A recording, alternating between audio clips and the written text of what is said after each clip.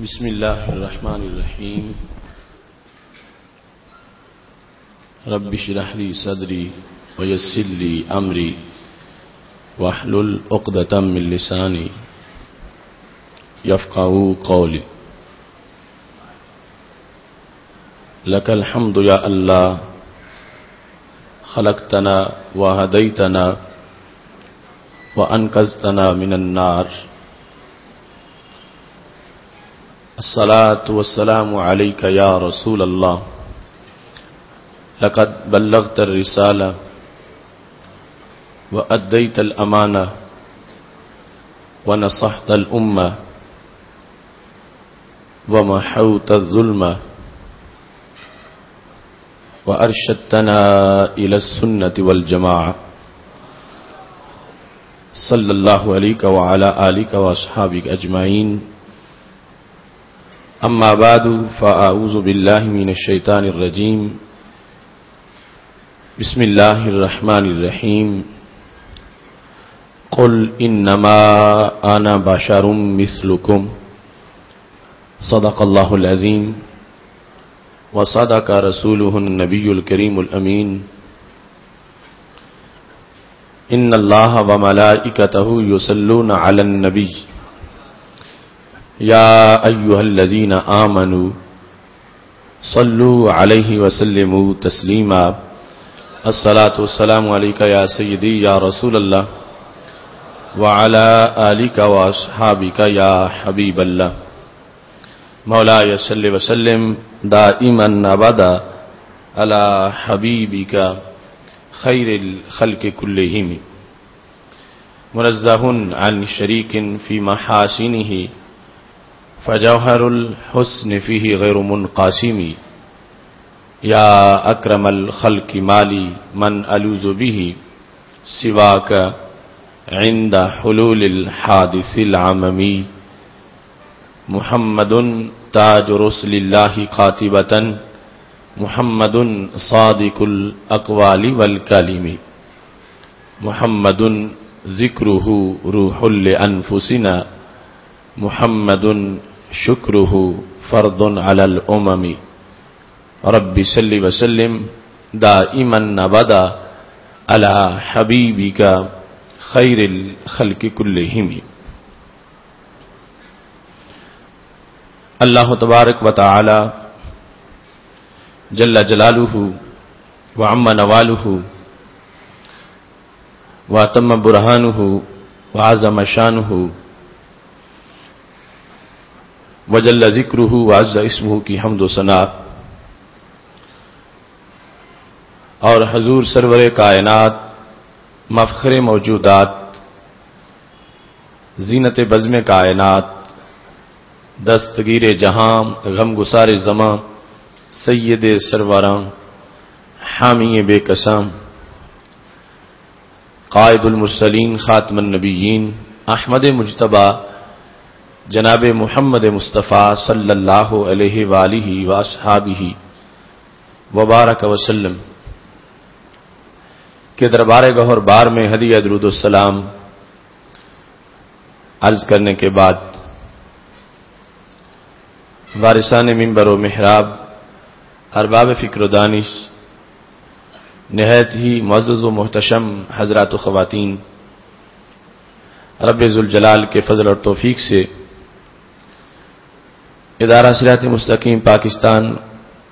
کے زیر اہتمام گوجرانوالا کی سرزمین پر بھٹی میرج ہال میں 16ویں سالانہ فہم دین کورس کے نہایت ہی اہم موضوع قل انما انا بشر مثلکم کی قرآنی تفسیر کے اس اجتماع میں ہم سب کو شرکت کی سعادت حاصل ہو رہی ہے. میری دعا ہے رب ذوالجلال نزول قرآن کے اس مہینہ میں سب کے لیے قرآن سمجھنا آسان فرمائے اور نور قرآن کو آگے دور تک پھیلانے کی توفیق عطا فرمائے. یہ مہینہ جو رحمت کا مہینہ ہے اور یہ عشرہ جو بالخصوص رحمت کا عشرہ ہے، رب ذوالجلال سب کی جھولیوں کو رحمت کے پھولوں سے معمور فرمائے اور خالق کائنات جل جلالہ حالت روزہ میں اور رمضان المبارک کے پرکیف لمحات میں ہمارے فہم دین کے اس عمل کو اپنے دربار میں قبول فرمائے۔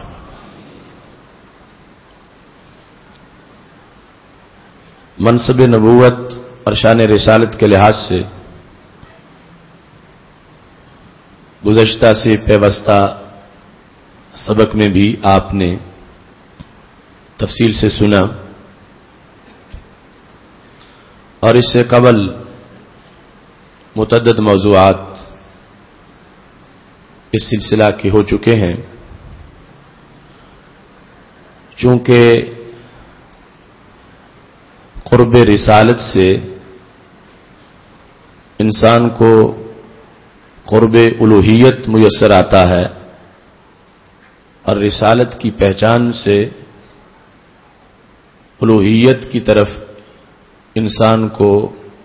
رہنمائی میسر ہوتی ہے۔ اس بنیاد پر رب ذوالجلال کی توحید کے معارف میں یہ ایک اہم سبق ہے کہ منصب نبوت اور شان رسالت کو سمجھا جائے اور اس نور سے رب ذوالجلال کے قرب کی طرف مزید سفر کیا جائے۔ خالق کائنات جل جلالہ نے سید المرسلین حضرت محمد مصطفیٰ صلی اللہ علیہ وسلم کے پیکر پرنور کو اپنی توحید کی سب سے بڑی دلیل قرار دیا ہے، اور اسی پیکر پرنور کے اوصاف کی پہچان سے بندے کے لیے رب ذوالجلال کی اوصاف کی پہچان آسان ہوتی ہے، اسے عرفان حق میسر آتا ہے، اور خالق کائنات جل جلالہ انسان کو اپنی معرفت کی لذت عطا فرماتا ہے۔ سید عالم نور مجسم شفیع معظم صلی اللہ علیہ وسلم کی ذات پرنور پر قرآن مجید برہان رشید میں خالق کائنات جل جلالہ کی طرف سے متعدد القاب اور اوصاف کا تذکرہ کیا گیا۔ آج ان میں سے ایک لفظ ہماری گفتگو کا موضوع ہے کہ قرآن مجید برہان رشید میں خالق کائنات جل جلالہ نے رسول اللہ صلی اللہ علیہ وسلم کو یہ حکم دیا، قل میرے نبی آپ کہیں انما انا بشر مثلکم، سوائے اس کے نہیں کہ میں ظاہری صورت میں تمہاری مثل ہوں۔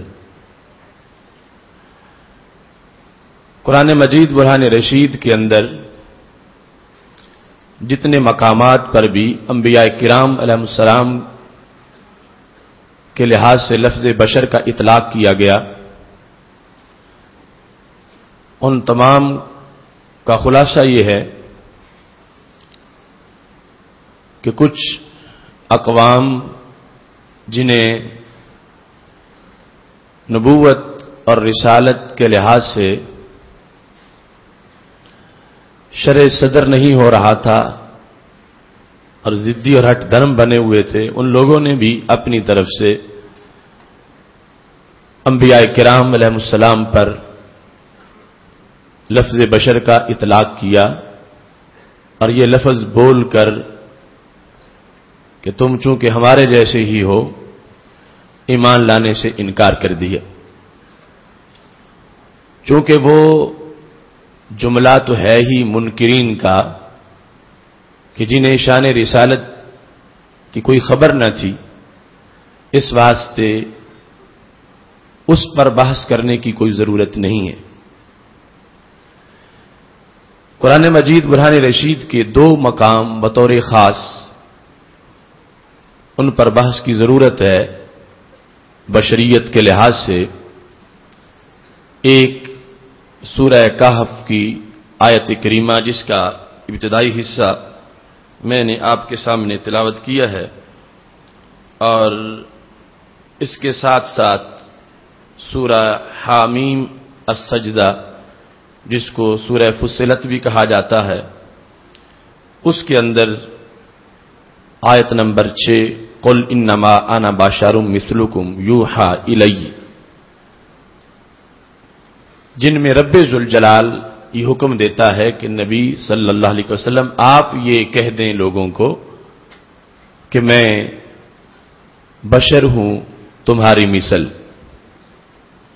یہ دو آیات آج ہماری گفتگو کا موضوع ہیں، اور یہ آیات ہی ایک مخصوص طبقہ شان رسالت کو ستی سا ثابت کرنے کے لیے ان آیات کو پڑھتا ہے۔ اس کے سوا کوئی اور دلیل ان کے پاس موجود نہیں ہے۔ ہم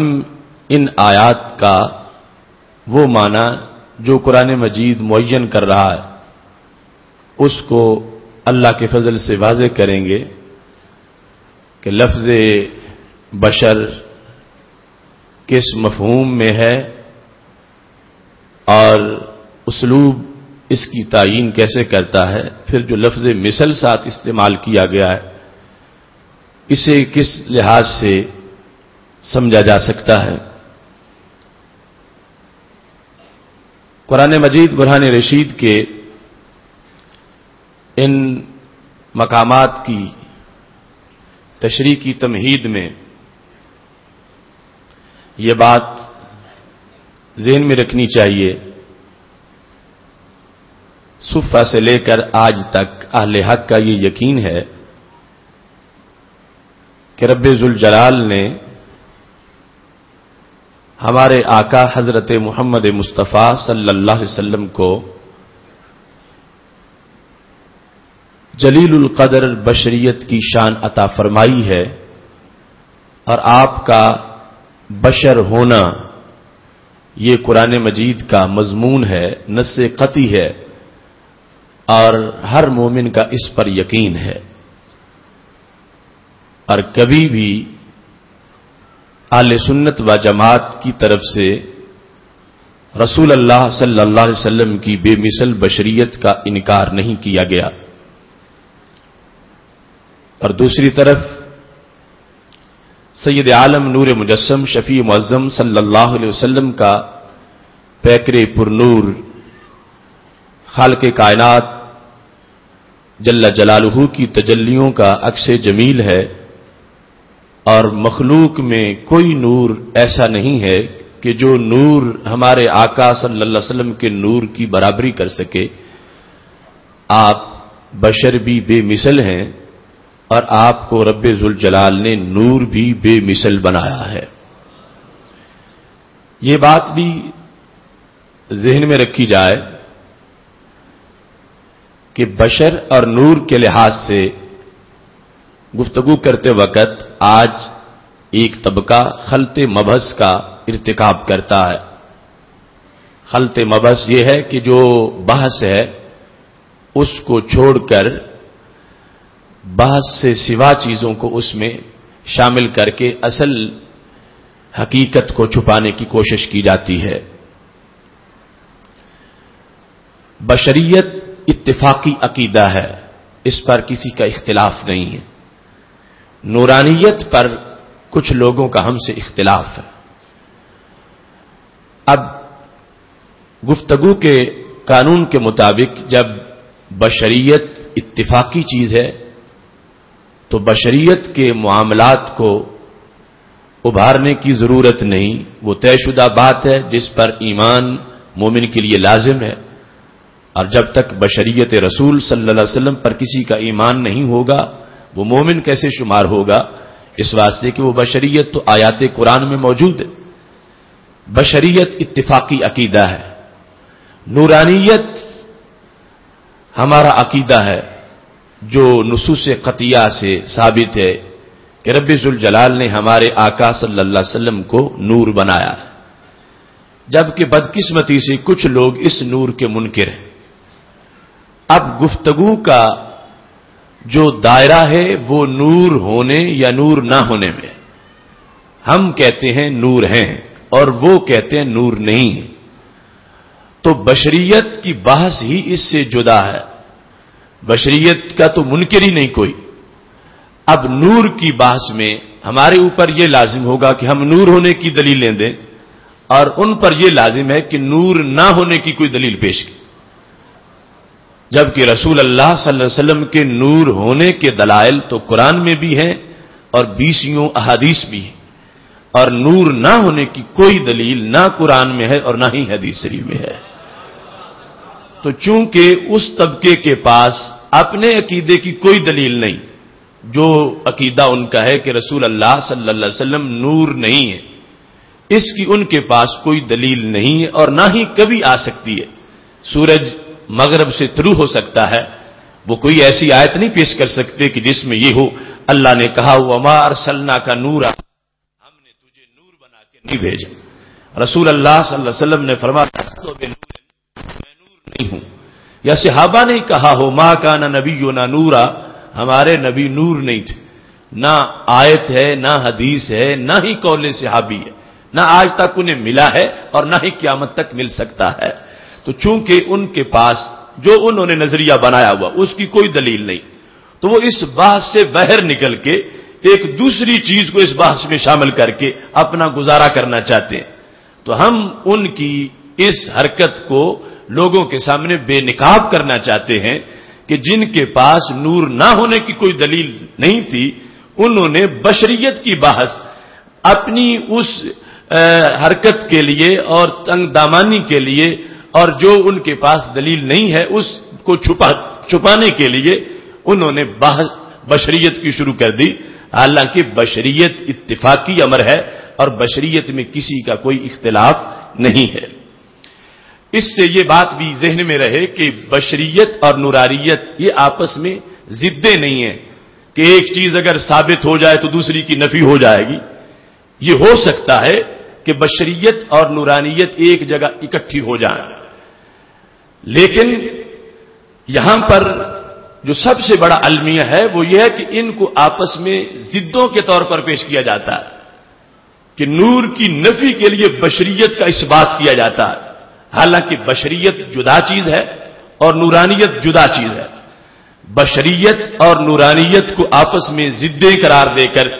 پھر اس انداز میں گفتگو کرنا کہ چونکہ بشر ہیں لہذا نور نہیں، یہ ایک دوہرا ظلم ہے مفہوم قرآن پر اور نصوص کے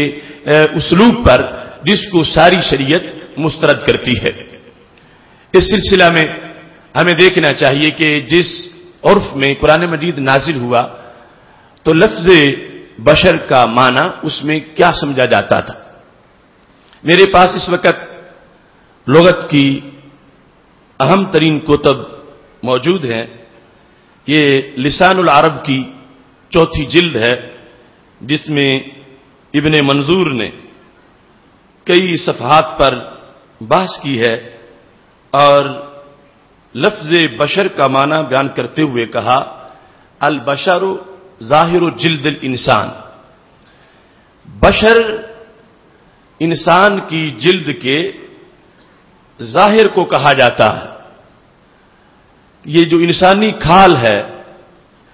یہ ہے اصل میں بشرہ، اور انسان چونکہ ظاہر الجلد ہے، ظاہر الجلد کا مطلب یہ ہے کہ اس کے بدن پر نہ تو بھیڑوں کی طرح اون ہے اور نہ ہی پرندوں کی طرح پر ہے. اس طرح جو اس کی حیثیت ہے جسمانی، اس جسمانی حیثیت کو عربی زبان میں بشریت کے لفظ سے تعبیر کیا جاتا ہے. ایسے ہی لغت کی دوسری بڑی کتاب الصحاح جو جوہری نے لکھی، جو کئی جلدوں پر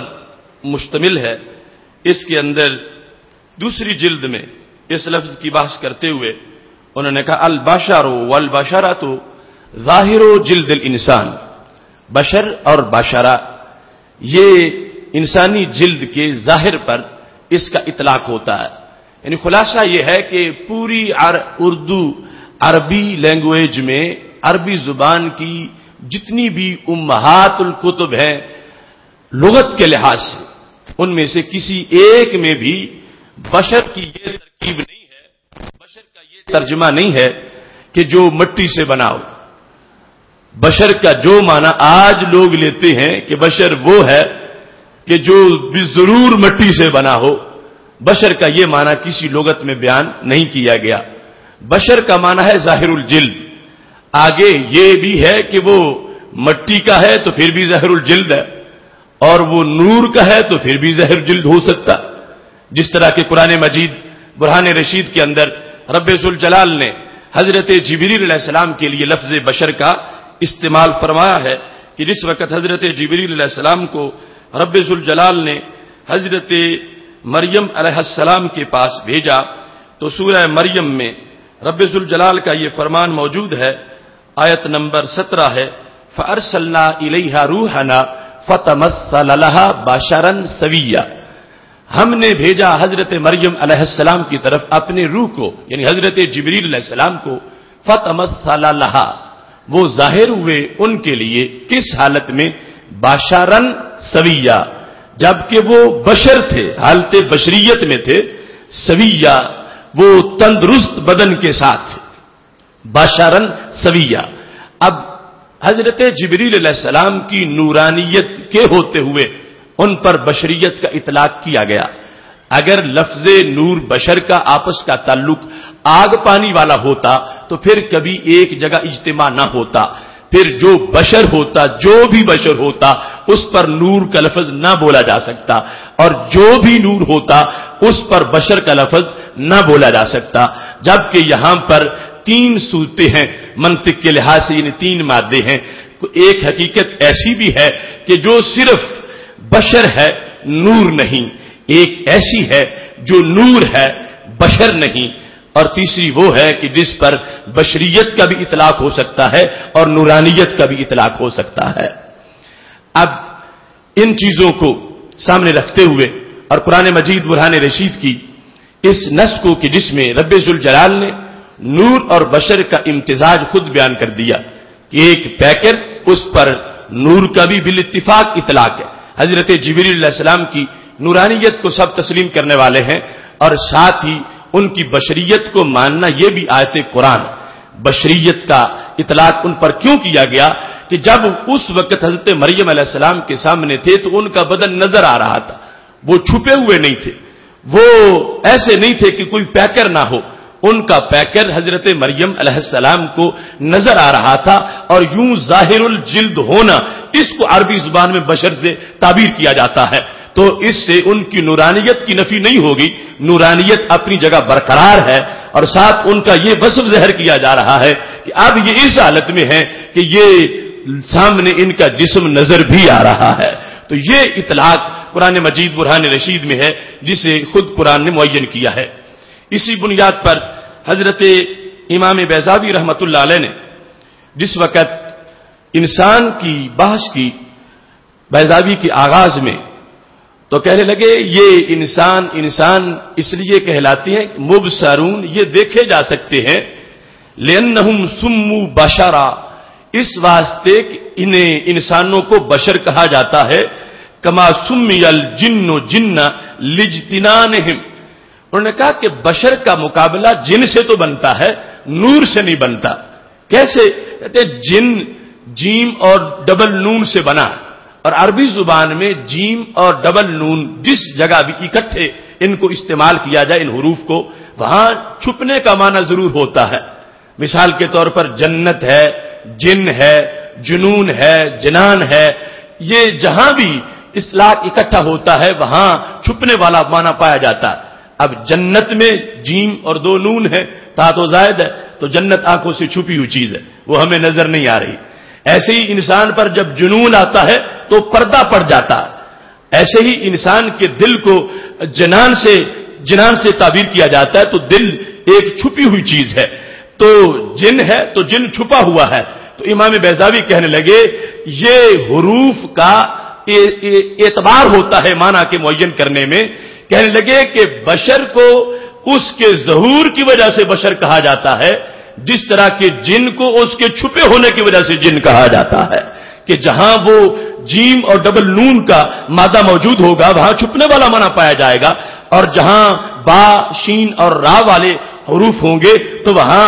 ظاہر ہونے والا معنی پایا جائے گا۔ اسی بنیاد پر جب کسی کو بشارت دی جاتی ہے تو اس کے چہرے کے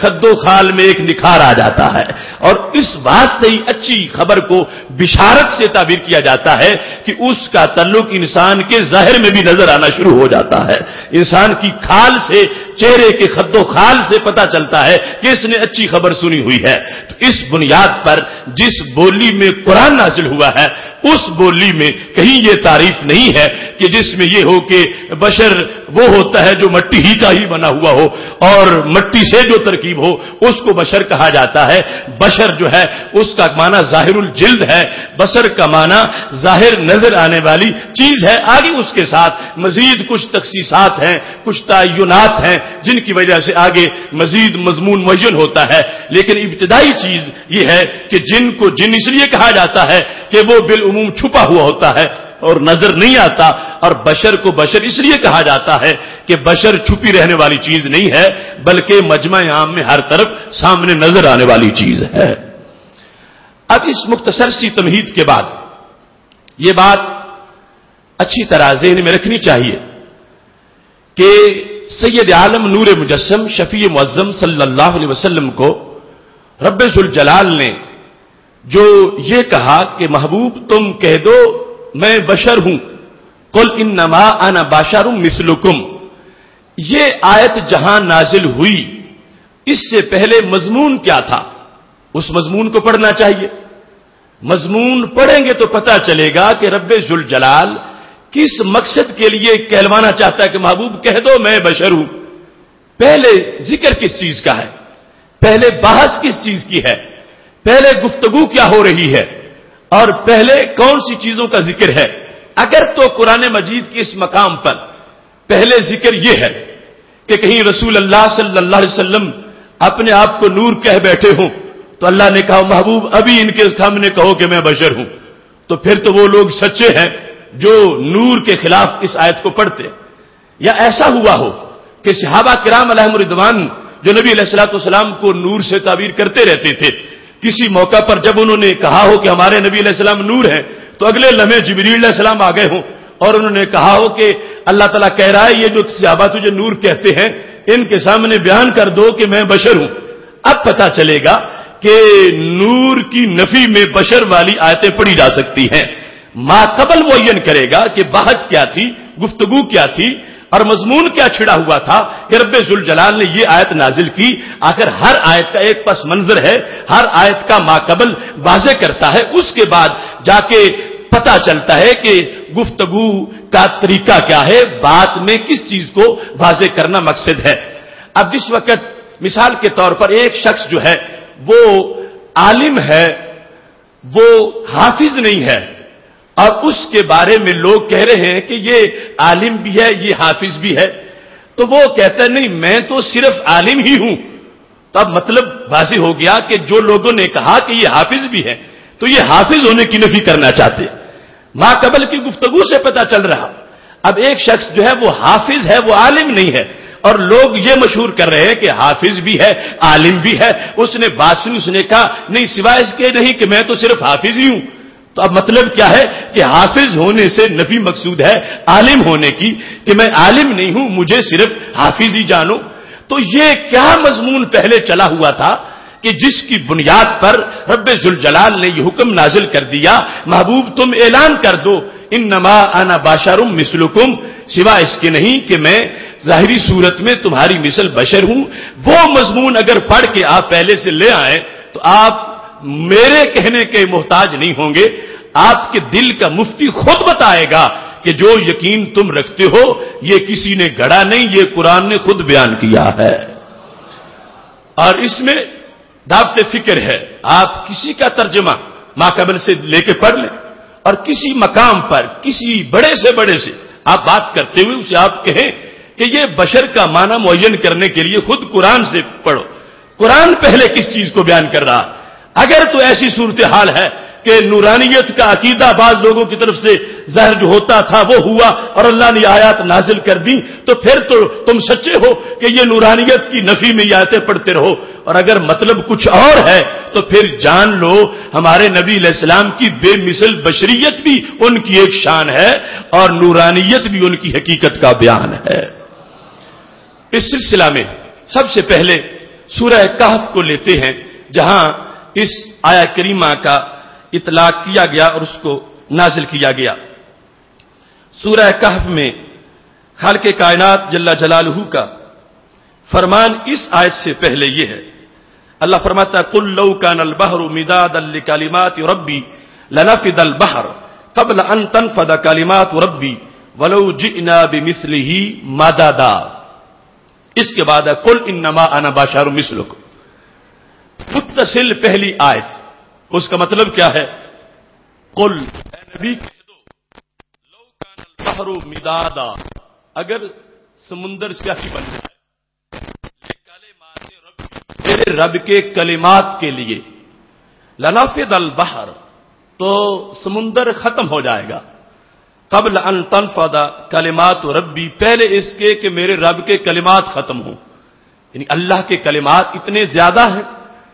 کہ سمندر سیاہی ہو تو سمندر ختم ہو جائے گا، رب کے کلمات ختم نہیں ہوں گے۔ اور ولو جئنا بمثلہ مددا، اور اگر ہم ایسا ایک اور سمندر مدد کے لیے لے آئیں وہ بھی ختم ہو جائے گا، رب کے کلمات ختم نہیں ہوں گے۔ یہ ہے پہلے آیت میں۔ اس کے بعد ہے قل انما انا بشر مثلکم، کہہ دو کہ میں بشر ہوں مثل تمہاری۔ اب ما قبل آیت میں ذکر ہے رب کے کلمات کا اور رب کے کلمات کے ختم نہ ہونے کا، کہ جتنی بھی سیاہی لے آؤ، سمندر سیاہی کے کئی خرچ کر دو، وہ سمندر تو ختم ہو جائیں گے مگر رب کے کلمات ختم نہیں ہوں گے۔ یہ دو آیات آپس میں اٹیچ ہیں، رب کے کلمات کی کثرت اور رسول اللہ صلی اللہ علیہ وسلم کا بشر ہونا۔ ان دو چیزوں کو سمجھنے کی ضرورت ہے کہ یہاں اللہ نے یہ اعلان کیوں کروایا، پہلے یہ اعلان کروا کے کہ میرے کلمات ختم نہیں ہوتے، فرما محبوب ساتھ یہ بھی کر دو کہ میں اے لوگو تمہاری مثل بشر ہوں۔ ان دو کا ربط جسے سمجھ آ جائے گا اسے پتا چلے گا کہ واقعی قرآن مجید نے بشریت میں بھی نبی علیہ السلام کی کتنی بڑی شان کو بیان کیا ہے۔ اب یہ آیہ کریمہ جس کے لحاظ سے اب ہمیں ثابت کرنے کے لیے کچھ سندیں نہیں پیش کرنی پڑیں گی، جہاں مسجد سے گھر سے قرآن مجید اٹھاؤ گے تو سورہ کہف کی آخری آیت سے پہلے یہی ہے جو میں پڑھ رہا ہوں، قل لو کان البحر، جس کے اندر یہ رب ذوالجلال کے کلمات کی کثرت کو بیان کیا ہے۔ اب اس آیت کا شان نزول کیا ہے جس میں یہ کہا گیا کہ رب ذوالجلال کے کلمات اتنے ہیں، اگر کئی سمندر سیاہی بن جائیں سمندر ختم ہو جائیں گے مگر کلمات ختم نہیں ہوں گے۔ اس کا شان نزول جو مستند تفاسیر میں لکھا ہے، بطور خاص قرطبی پیش کر رہا ہوں، وہاں اس کا شان نزول اور جس کے سوا اور کوئی شان نزول نہیں ہے، یہی ہر جگہ موجود ہے۔ کیا شان نزول ہے کہ جس وقت رسول اللہ صلی اللہ علیہ وسلم نے یہود کو خطاب کرتے ہوئے فرمایا تھا، اللہ کی یہ آیت پڑھی وما اوتیتم من العلم الا قلیلا، کہ تمہیں تھوڑا سا علم دیا گیا ہے۔ رب نے آیت نازل کی قرآن میں کہ یہود تم اہل کتاب بن کے بفر نہ جاؤ کہ سمجھو ہمیں اب اس قرآن کی کوئی ضرورت نہیں ہے، تمہیں جو کچھ بھی دیا گیا وہ تھوڑا سا دیا گیا۔ وما اوتیتم من العلم الا قلیلا، تمہیں تھوڑا سا علم دیا گیا ہے۔ یہ آیت جب رسول اللہ صلی اللہ علیہ وسلم نے یہود کے سامنے پڑھی تو یہود نے احتجاج کیا، قالوا وکیف وقد اوتینا التوراۃ، یہ کیسے ہو سکتا ہے کہ ہمارا علم تھوڑا ہو، حالانکہ ہمیں تو تورات دی گئی ہے۔ جب تورات ہمارے پاس موجود ہے اور تورات ہے فقط اوتیا خیرن کثیرا، تو خیر کثیر ہے، لہذا جب ہم تورات والے ہیں، ہم خیر کثیر والے ہیں، ہمارا علم بہت زیادہ ہے، تو وما اوتیتم من العلم الا قلیلا، یہ حضرت محمد صلی اللہ علیہ وسلم جو ہمیں دیکھ کے پڑھتے ہیں کہ تمہیں تھوڑا دیا گیا، یہ بات درست نہیں ہے، کیونکہ معاذ اللہ کہتے ہیں ہمارے پاس تورات موجود ہے۔ جب یہود نے ہمارے نبی علیہ الصلوۃ والسلام کے سامنے یہ جملہ بول دیا کہ ہم چونکہ تورات والے ہیں، ہمارا علم بہت زیادہ ہے، رب ذوالجلال نے یہ آیت نازل فرما دی، قل لو کان البحر مدادا لکلمات ربی، میرے محبوب ان تورات والوں کو کہو جو کہتے ہیں ہمارا علم بہت زیادہ ہے کہ تمہیں کیا خبر کہ کلمات ہیں کتنے، اگر سمندر شاہی بن جائیں پھر بھی میرے رب کے کلمات ختم نہیں ہوتے، اتنے کلمات ہیں، تم صرف تورات کی وجہ سے آگے ہر چیز کا انکار کر رہے ہو کہ ہمیں اور کسی چیز کی ضرورت نہیں رہی، تورات لے کر تم آگے قرآن کی طرف آنے کا انکار کر رہے ہو۔ تو اس بنیاد پر یہ آیت نازل کر دی گئی جس میں یہ ذکر ہے کہ رب ذوالجلال کے کلمات اتنے زیادہ ہیں کہ وہ کلمات ایسے ہیں کہ اگر سمندر سیاہی بن جائیں، کئی سمندر ختم ہو جائیں گے مگر اللہ کے کلمات ختم نہیں ہوں گے۔ اب یہ ایک روٹس ہیں قرآن مجید کے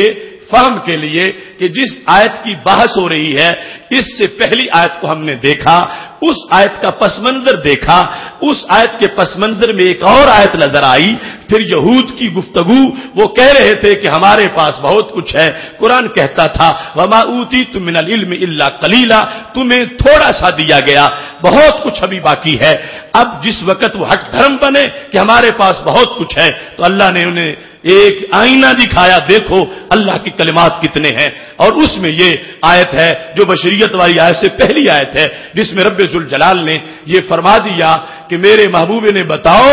اللہ کے کلمات اتنے ہیں کہ اگر سمندر سیاہی ہو جائیں، کئی سمندر ختم ہو جائیں گے مگر اللہ کے کلمات ختم نہیں ہوں گے۔ اب اس وقت یہ ما قبل والی آیت نے بیان کر دیا کہ اس میں اظہار ہے علوم باری تعالیٰ کا، اس میں اظہار ہے کلمات باری تعالیٰ کا، اس کے اندر رب ذوالجلال نے ظاہر کر دیا ہے کہ میرا علم بہت زیادہ ہے اور میرے کلمات بہت زیادہ ہیں۔ اس کے بعد خالق کائنات جل جلالہ نے یہ آیت نازل کر دی، قل انما انا بشر مثلکم، تو ربط اب سمجھ آئے گا کیسے کہ علوم کا جب ذکر ہوا اور اظہار ہمارے نبی علیہ السلام کی زبان سے ہوا، آپ نے کہا کہ کلمات اتنے ہیں، اب ذہن ادھر چلا گیا کہ جو کلمات کی وضاحت کر سکتے ہیں تو یہ پھر ان سارے کلمات کو جانتے ہوں گے کہ جن کلمات کو سیاہی ختم نہیں کر سکتی، سمندر سیاہیوں کے ہوں تو ختم ہو جاتے ہیں، وہ کلمات ختم نہیں ہوتے،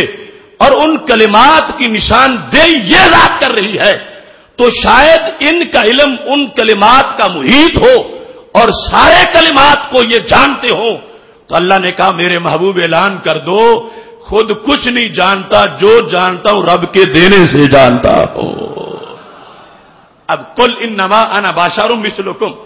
یہ ہے اس کا ما قبل، اور یہ ہے آیات، اور یہ میرے پاس تفسیر ہے ابن جریر جو اس امت کی پہلی تفسیر ہے، جو کہ سند کے ساتھ تفسیر معصور، سب سے پہلی تفسیر ابن جریر، جس کے اندر یہ جو مفہوم میں نے بیان کیا انہوں نے سند سے یہی لکھا ہے اور یہ واضح کیا ہے کہ اس آیت کا مطلب کیا بنتا ہے۔ اس کی یہ جلد نمبر 9 جس کے اندر انہوں نے اس چیز کو اس حصے میں بیان کیا، اور حصہ ویسے 15واں بنتا، آیت وہی ہے جو سورہ کہف کی میں آپ کے سامنے پڑھ رہا ہوں۔ تو کیا لکھتے ہیں؟ کہتے ہیں قل لہؤلاء المشرکین یا محمد، اے میرے محبوب حضرت محمد صلی اللہ علیہ وسلم آپ مشرکین کو کہہ دیں انما انا بشر مثلکم من بنی آدم، میں تمہاری مثل بشر ہوں۔ مطلب کیا ہے؟ لا علم لی الا ما علمنی اللہ، میرا علم وہی ہے جو مجھے رب عطا فرماتا ہے۔ اب بشر کہلوانے کا مطلب کیا بنا؟ بشر کہلوانے کا مقصد یہ نہیں تھا کہ پہلے جھگڑا نور کا ہو رہا تھا اور رب نے کہا اور چونکہ تم نور نہیں ہو تو کہہ دو میں بشر ہوں۔ نور کی تو بحث ہی نہیں ہے، نور کا تو جھگڑا ہی نہیں ہے، بات ہے کلمات کی، بات ہے رب کے علم کی، اور جس وقت رسول اللہ صلی اللہ علیہ وسلم اس علم کا اظہار کر رہے ہیں اور مجمع میں پہلی بات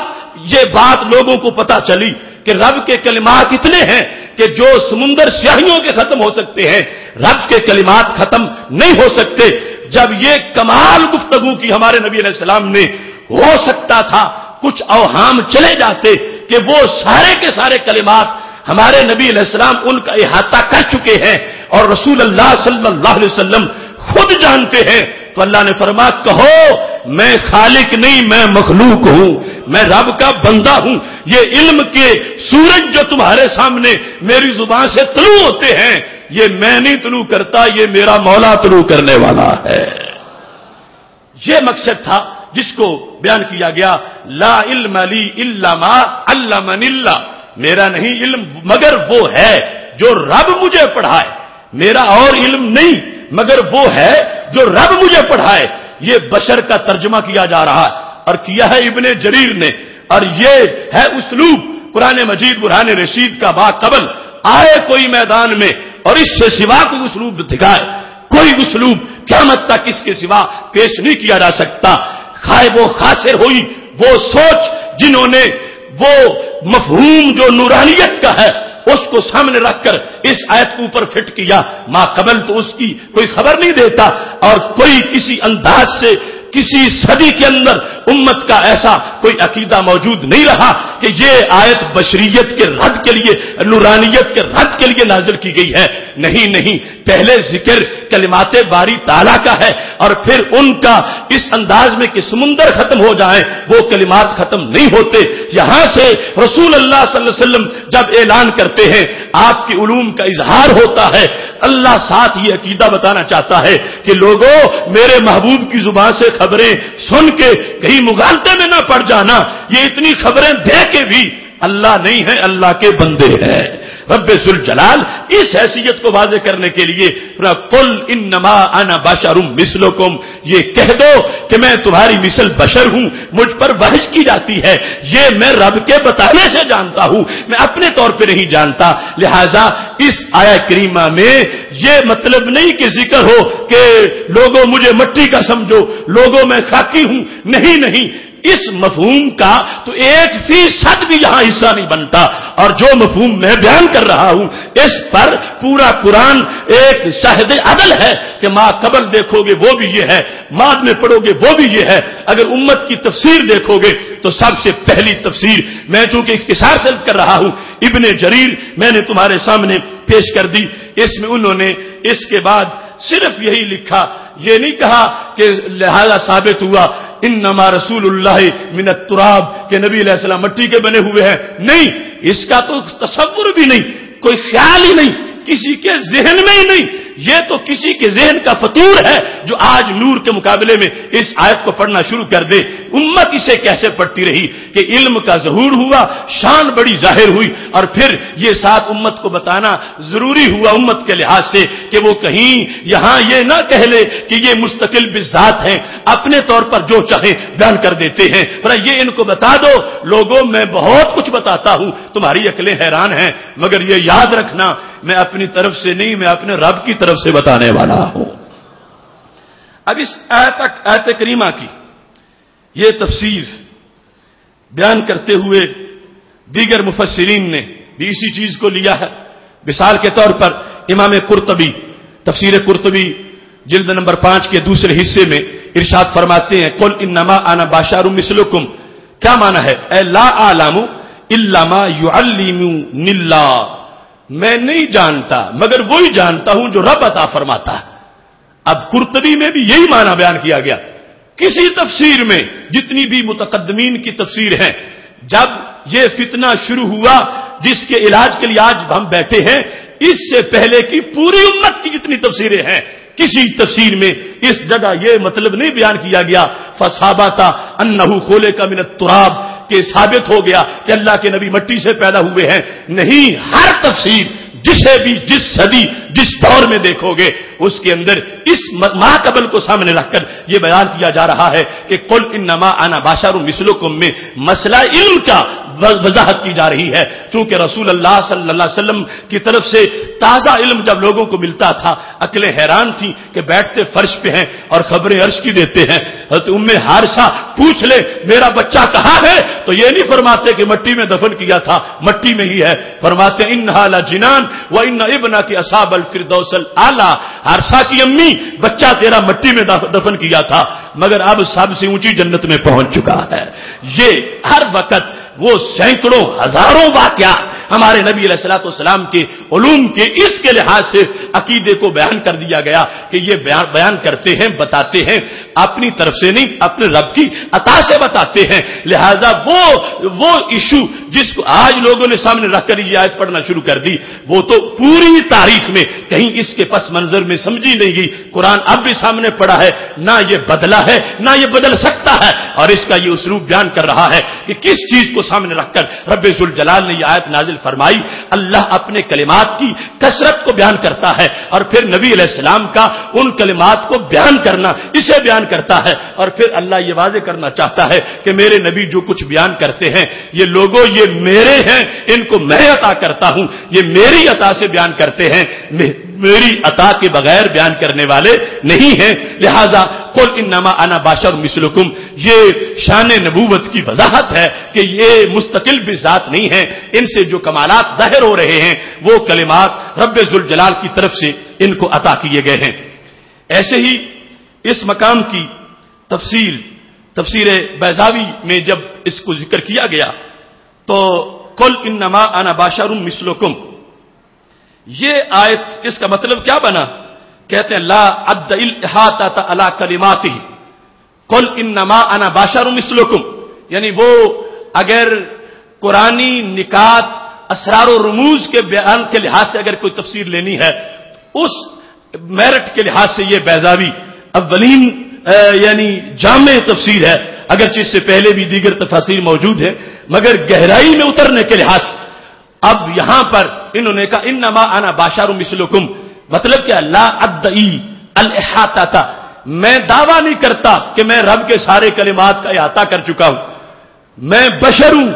میں دعویٰ نہیں کرتا۔ بشر کا معنی کیا بنا؟ میں دعویٰ نہیں کرتا کہ میں رب کے سارے کلمات پر احاطہ کر چکا ہوں، چونکہ رب کا علم رب کا علم ہے، میرا علم میرا علم ہے۔ اگرچہ نبی علیہ السلام کے علم کے مقابلے میں ساری دنیا کے لوگوں کا علم ایک قطرے کی طرح ہے، مگر رب کا علم تو رب کا علم ہے۔ تو میرے نبی علیہ السلام کو یہ کہہ کے اللہ نے کہ کہو انما انا بشر مثلکم، معنی کیا بنا؟ بیضاوی کہتے ہیں معنی یہ بنا کہ محبوب نے سنا دو کہ میرے رب کے کلمات کا جو میں نے ذکر کیا یہ نہ سمجھنا کہ میں احاطہ کر چکا ہوں، اگرچہ جو مجھے آتا ہے تمہاری عقلوں سے ورا ہے اور تم سارے اس کے مقابلے میں ایک قطرے کی حیثیت رکھتے ہو، مگر میں رب کے کلمات کا احاطہ کرنے والا نہیں ہوں، اس واسطے کہ رب کے کلمات کی کوئی انتہا نہیں ہے اور وہ رب کی شان ہے کہ وہ اپنے کلمات کو اس لحاظ سے جانتا ہے۔ تو اب بیضاوی میں بھی اس مقام پر یہ واضح کر دیا گیا کہ یہ صورتحال ہے، انما انا بشر مثلکم میں یہ بیان کرنا مقصود ہے کہ میں رب کے کلمات کا احاطہ کرنے والا نہیں ہوں، اللہ اپنے کلمات کو جانتا ہے، ہاں جتنے مجھے عطا کرتا ہے اور جس کے سامنے تم حیران ہو میں ان کلمات کو اللہ کی طرف سے بیان کرنے والا ہوں۔ اب یہاں پر جس وقت اس گفتگو کو ان تمام تفاسیر کے لحاظ سے سامنے رکھا جائے تو پھر امام رازی رحمت اللہ علیہ اس مقام کی شرح کے اندر ارشاد فرماتے ہیں کہ جس وقت یہ آیت کریمہ نازل ہوئی تو مقصد کیا تھا؟ کہتے ہیں وَعْلَمْ أَنَّهُ تَعَالَى لَمَّا بَيَّنَ كَمَالَ كَلَامِ اللَّهِ أَمَرَ مُحَمَّدًا صلی اللہ علیہ وسلم بِأَن يَسْلُكَ طَرِيقَةَ التَّوَاضُعِ، کہ جب رب ذوالجلال نے اپنے کلام کے کمال کا اظہار کر دیا اور کلمات کی کثرت کا اظہار کر دیا تو پھر خالق کائنات جل جلالہ نے حکم دیا حضرت محمد صلی اللہ علیہ وسلم کو کس چیز کا؟ کہ وہ تواضع اختیار کیے رکھیں، یسلک طریقۃ التواضع، کہ یہ کہہ کے کہ انما انا بشر مثلکم، یہ نبی علیہ السلام کی تواضع کا اظہار تھا۔ تواضع کا اظہار کیا تھا؟ کہ کلمات کی کثرت بہت زیادہ ہے مگر ان کلمات کے لحاظ سے میں بندہ ہو کے جانتا ہوں جتنا جانتا ہوں، میں خالق نہیں ہوں۔ تو یہ تواضع علمی طور پر کہ میرا علم میرے رب کے علم کے برابر نہیں ہے، رب کا علم زیادہ ہے، میرا علم رب کے علم سے تھوڑا ہے، اس تواضع کے اظہار کے لیے رب ذوالجلال نے یہ آیت نازل فرمائی، اور اس تواضع کو آج تک ہر طرف ہر مومن سمجھتا ہے کہ رب ذوالجلال کا علم جو ہے اس کے مقابلے میں کسی کا علم نہیں ہے۔ ہمارے آقا صلی اللہ علیہ وسلم اگرچہ پوری کائنات کے علوم ان کے علم کے سمندر کے سامنے ایک قطرے کی حیثیت میں ہیں، لیکن ہمارے آقا صلی اللہ علیہ وسلم کا علم جو ہے اللہ کے علم کے برابر نہیں ہے، بلکہ اللہ کے علم کے مقابلے میں اس کی حیثیت بھی وہی ہے جو مخلوق کے علم کی حیثیت ہمارے نبی علیہ السلام کے علم کے مقابلے میں ہے۔ تو اس عاجزی کے اظہار کے لیے رب ذوالجلال نے حکم دیا، قل انما انا بشر مثلکم، محبوب کہہ دو کہ میں مخلوق ہوں، میں خالق نہیں ہوں، میں اپنے رب کا دیا ہوا جانتا ہوں اور اس رب کے دیے ہوئے علم کے مطابق بیان کرتا ہوں۔ میری باتیں سن کے، غیب کی خبریں سن کے میرے بارے میں کوئی کبھی الہ ہونے کا تصور نہ کرے، میں الہ نہیں ہوں، میں الہ کا بندہ ہوں اور الہ کے دیے ہوئے سے لوگوں کے سامنے علوم کی باتیں ظاہر کرتا رہتا ہوں۔ اب اس مقام پر کشاف کے اندر جو زمخشری کی تفسیر ہے، انہوں نے جس وقت اس آیت کریمہ کا ذکر کیا تو ساتھ رسول اللہ صلی اللہ علیہ وسلم کی یہ حدیث شریف بھی لکھ دی۔ آج جس کو لوگ نورانیت کی نفی میں پیش کرتے ہیں تو زمخشری تو کہتے ہیں جو بندہ یہ پڑھے یہ آیت، رب ذوالجلال اسے بھی ایک قسم کا مانوی نور عطا فرما دیتا ہے۔ یہ زمخشری کی تفسیر میں جو فنی طور پر بڑی اہم تفسیر سمجھی جاتی ہے، اس میں لکھا ہے، کہتے ہیں کہ رسول اللہ صلی اللہ علیہ وسلم نے ارشاد فرمایا، من قرأ عند مضجعه قل انما انا بشر مثلکم، جس بندے نے سوتے ہوئے رات کو اپنی چارپائی پہ یہ آیت پڑھ لی، قل انما انا بشر مثلکم، تو کیا ہوگا؟ کان له من مضجعه نور یتلألأ الی مکہ، تو اس کی چارپائی سے لے کر مکہ شریف تک ایک نور کی چادر تان دی جائے گی، اس جگہ سے لے کر مکہ شریف تک۔ حسب ذالک النور ملائکہ، تو اس نور کے اندر فرشتے ہوں گے، یصلون علیہ حتی یقوم، جب تک یہ بندہ بیدار نہیں ہوگا اس وقت تک وہ فرشتے اس کے لیے دعائیں مانگتے رہیں گے۔ وَإِنْ كَانَ مَضْجَعُهُ بِمَكَّةَ، اور اگر مکہ کا رہائشی ہے اور وہ یہ آیت پڑھتا ہے تو پھر کان لہ نورا یتلألؤ من مضجع الی البیت المعمور، تو پھر اس کی چارپائی سے لے کر بیت المعمور تک ساری فضا نور سے بھر جائے گی، وہاں فرشتے ہی فرشتے، نور کی مخلوق موجود ہوگی جو اس کے لیے دعائیں مانگتے رہیں گے۔ حسب ذالک النور ملائکہ یصلون علیہ حتی یستیقظ، جب تک بیدار نہیں ہوتا وہ فرشتے اس کے لیے دعائیں مانگتے رہتے ہیں۔ لوگوں نے اسے اندھیرے کے لیے پڑھا، لوگوں نے اسے نور کی نفی کے لیے پڑھا، مگر حدیث نے بیان کیا کہ یہ تو ایسا نور ہے، اس میں تو اتنی نورانیت ہے کہ اگر ایک انسان پاکستان میں رہتا ہے، چارپائی پہ سوتے وقت اس آیت کو پڑھ لے گا، اس بشریت کی آیت کی نورانیت یہ ہے، اس کی چارپائی سے لے کر مکہ شریف تک فضا نور سے بھر جائے گی، اور اگر مکہ شریف میں ہے تو پھر وہاں سے لے کر آسمانوں پہ جو فرشتوں کا قبلہ بیت المعمور ہے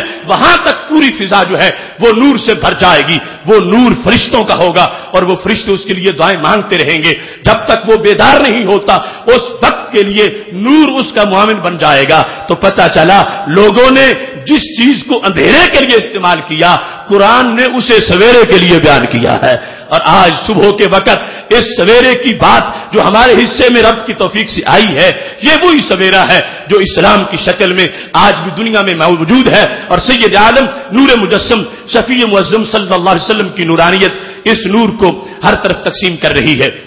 یہ چند تفاصیل اختصار کے ساتھ میں نے آپ کے سامنے بیان کر دی اس ایک آیت کے لحاظ سے کہ جس کے اندر رسول اللہ صلی اللہ علیہ وسلم کو رب ذوالجلال نے یہ کہا تھا، قل انما انا بشر مثلکم۔ دوسری دلیل جس کو بطور خاص وہ لوگ پڑھتے ہیں، اور یہ میں نے احاطہ کے طور پر بیان کر دیا کہ باقی کوئی ایسا مقام نہیں ہے، یہ دو ہی ہیں کہ جن میں بطور خاص رب ذوالجلال کی طرف سے ہمارے نبی علیہ السلام کو کہا گیا کہ تم کہہ دو کہ میں تمہاری مثل بشر ہوں۔ ابھی مثل کی بات نہیں آئی، ابھی صرف بشر کی بات جو ہے وہ ہو رہی ہے، اور ساتھ پھر وہ بحث انشاءاللہ مکمل کریں گے۔ سورہ حامیم سجدہ 24واں پارہ، اس کی آیت نمبر 6، خالق کائنات فرماتا قل انما انا بشر مثلکم یوحی الی انما الہکم الہ واحد، کہہ دو سوائے اس کے نہیں کہ میں تمہاری مثل بشر ہوں، وحی کی گئی میری طرف میں اس چیز کی کہ بے شک تمہارا الہ ایک الہ ہے۔ اب یہ آیت جو مخالفین کی دوسری بڑی دلیل ہے، اس کا ماقبل بھی دیکھو۔ ماقبل دیکھیں گے تو پھر معنی معین ہوگا کہ کس چیز کا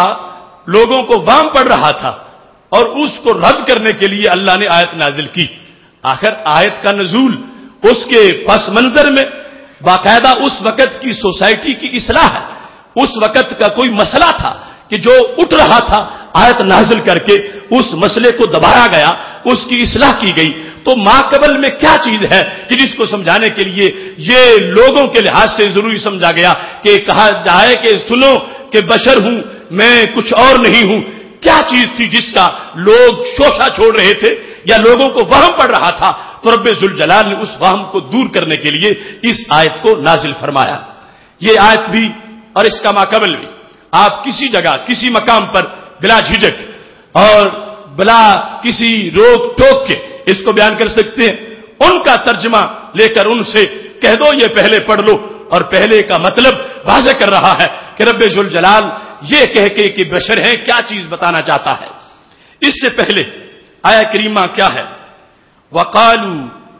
قُلُوبُنَا فِي أَكِنَّةٍ مِّمَّا تَدْعُونَا إِلَيْهِ وَفِي آذَانِنَا وَقْرٌ وَمِن بَيْنِنَا وَبَيْنِكَ حِجَابٌ فَاعْمَلْ إِنَّنَا عَامِلُونَ قُلْ إِنَّمَا أَنَا بَشَرٌ مِثْلُكُمْ۔ یہ ماقبل آیت ہے۔ آیت میں کیا ہے؟ آیت میں ذکر ہے کہ جب رسول اللہ صلی اللہ علیہ وسلم نے قرآن پیش کیا فَأَعْرَضَ أَكْثَرُهُمْ فَهُمْ لَا يَسْمَعُونَ، تو بہت سے مشرکین نے اعراض کیا، وہ سنتے ہی نہیں تھے۔ آپ فرماتے کہ اللہ کا یہ فرمان ہے، وہ چھلانگے لگا کے بھاگ جاتے تھے۔ آگے بہانہ کیا کرتے تھے کہ ہم تقریر تمہاری نہیں سنیں گے؟ بہانہ کیا کرتے تھے؟ بہانہ ان کا ذکر ہے قرآن مجید میں۔ وَقَالُوا، وہ کہتے تھے یا انہوں نے کہا قلوبنا فی اکنۃ مما تدعونا الیہ۔ بہانہ قریش مکہ نے یہ کیا کہ اللہ کے نبی ہمیں تمہاری تقریر کی سمجھ نہیں آتی، جو تم تقریر کرتے ہو ہمیں سمجھ نہیں آتی، اس واسطے ہم اٹھ جاتے ہیں، تمہاری محفل اٹینڈ نہیں کرتے۔ کیوں؟ قلوبنا فی اکنہ، ہمارے دل ہیں پردوں میں، مما، اس چیز سے، تدعونا الیہ، جس کی طرف تم ہمیں بلاتے ہو وہ مطلب ہمیں سمجھ ہی نہیں آتا۔ کیوں نہیں آتا؟ وفی آذاننا وقر، ہمارے پر کانوں میں ڈاٹ ہے، ٹینٹ ہے، پردے ہیں۔ ومن بیننا وبینک حجاب، ہمارے تمہارے درمیان حجاب ہے، اگرچہ درمیان میں کوئی پردہ نہ، تم باتیں کرتے ہو ہم حجاب سمجھتے ہیں درمیان میں، ہمیں پتہ ہی نہیں چلتا کہ تم کیا کہتے ہو، بات تمہاری ہمارے کانوں میں داخل ہی نہیں ہوتی، ہمارے کان بند ہیں تمہاری بات کے لحاظ سے، تم جو بات کرتے ہو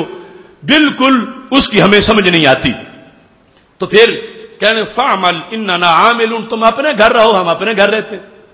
مطلب یہ ہے کہ کفار مکہ نے نبی علیہ السلام کو تبلیغ سے روکنے کے لیے ایک پلاننگ کی کہ جب کریں تقریر تو یوں سمجھو کہ جیسے ان کی کوئی بات سمجھ نہیں آ رہی۔ تو یہ ان کا مزاج، اور اس چیز کو واضح کر رہے تھے، اس چیز کو بیان کر رہے تھے اپنے رد عمل سے کہ تم کوئی اور مخلوق ہو، ہم کوئی اور مخلوق ہیں۔ اس بات کو چھوڑ کے قطع نظر اگر یہ تقریر جو اس وقت میں کر رہا ہوں میں بھینسوں کے باڑے میں کر رہا ہوتا تو اب مجھے اس چیز کی امید نہیں تھی جس چیز کی امید تم سے ہے۔ میری بات سن رہے ہو، سمجھ رہے ہو، اس پر بول رہے ہو، سر ہلا رہے ہو، تمہارے چہرے سے لگ رہا ہے کہ تمہیں بات کی سمجھ آ رہی ہے۔ یہی تقریر اگر میں بھینسوں کے باڑے میں کر رہا ہوتا تو اس چیز کی مجھے کبھی توقع نہیں تھی۔ کیوں؟ میری جنس اور ہے، بھینس کی جنس اور ہے، اور سمجھنے سمجھانے کے لیے ایک جیسا ہونا ضروری ہے۔ تو قریش مکہ یہ باور کرا رہے تھے اللہ کے نبی تم انسان ہی نہیں ہو، ہم انسان ہیں، تمہاری اور جنس ہے، ہماری اور جنس ہے، تم بولتے ہو تو ہمیں لگتا ہی نہیں کہ ہم سے بول رہے ہو، تمہاری باتیں ہمارے کانوں میں داخل ہی نہیں ہوتی، ہمارا تمہارا آپس میں کوئی ربط ہی نہیں ہے، بات سمجھنے سمجھانے کے لیے کوئی آپس میں مناسبت ہونی چاہیے، ہم کیسے تم سے متاثر ہوں، ہماری تمہاری تو کوئی مناسبت ہی نہیں ہے، کیونکہ تم اور مخلوق ہو، ہم اور مخلوق ہیں، جس وقت ان بدبختوں نے یہ کہا تو اللہ نے فرمایا قل انما انا بشر مثلکم، محبوب نے بتاؤ کہ یہ بہانے مت کرو، میں کوئی اور مخلوق نہیں، میں انسانی بولی ہی بول رہا ہوں۔ اب دیکھو قرآن مجید برہان رشید کے ماقبل میں کتنی وضاحت ہے اور کیسے مفہوم واضح ہے کہ جو بیماری تھی علاج تو اس کا کرنا، جو ایشو تھا علاج تو اس کا کرنا ہے، جو بہانہ مشرکین مکہ بنا رہے تھے علاج اس کا کرنا ہے۔ اور آیت میں اس کو سمجھنا کوئی مشکل نہیں ہے، کیونکہ وہ کہتے ہیں وَقَالُوا قُلُوبُنَا فِي أَكِنَّةٍ مِّمَّا تَدْعُونَا إِلَيْهِ، ہمارے دل پردے میں ہیں، تمہاری بات دل میں نہیں داخل ہوتی، اور فی آذاننا وقر، اور کانوں میں ہمارے ڈانٹ ہیں، وَمِن بَيْنِنَا وَبَيْنِكَ حجاب، اور تم سامنے بول رہے ہو تم ہمیں نظر ہی نہیں آتے، تم بولتے ہوئے نظر ہی نہیں آتے۔ یعنی انہوں نے حد درجے کا انکار کر دیا، وجود کا ہی انکار کر دیا، تم سامنے بولو تم نظر ہی نہیں آتے، تمہاری آواز کان میں داخل ہی نہیں ہوتی، تمہاری بات دل میں پہنچتی نہیں، تو پھر ہم تمہارا کلمہ کیسے پڑھ لیں؟ تم کوئی اور مخلوق ہو، ہم کوئی اور مخلوق ہیں۔ اللہ نے فرمایا ان بدبختوں کو کہو انما انا بشر مثلکم، رب نے تمہاری بہتری کے لیے ہی تو نور کو بشر کا لباس پہنایا ہے،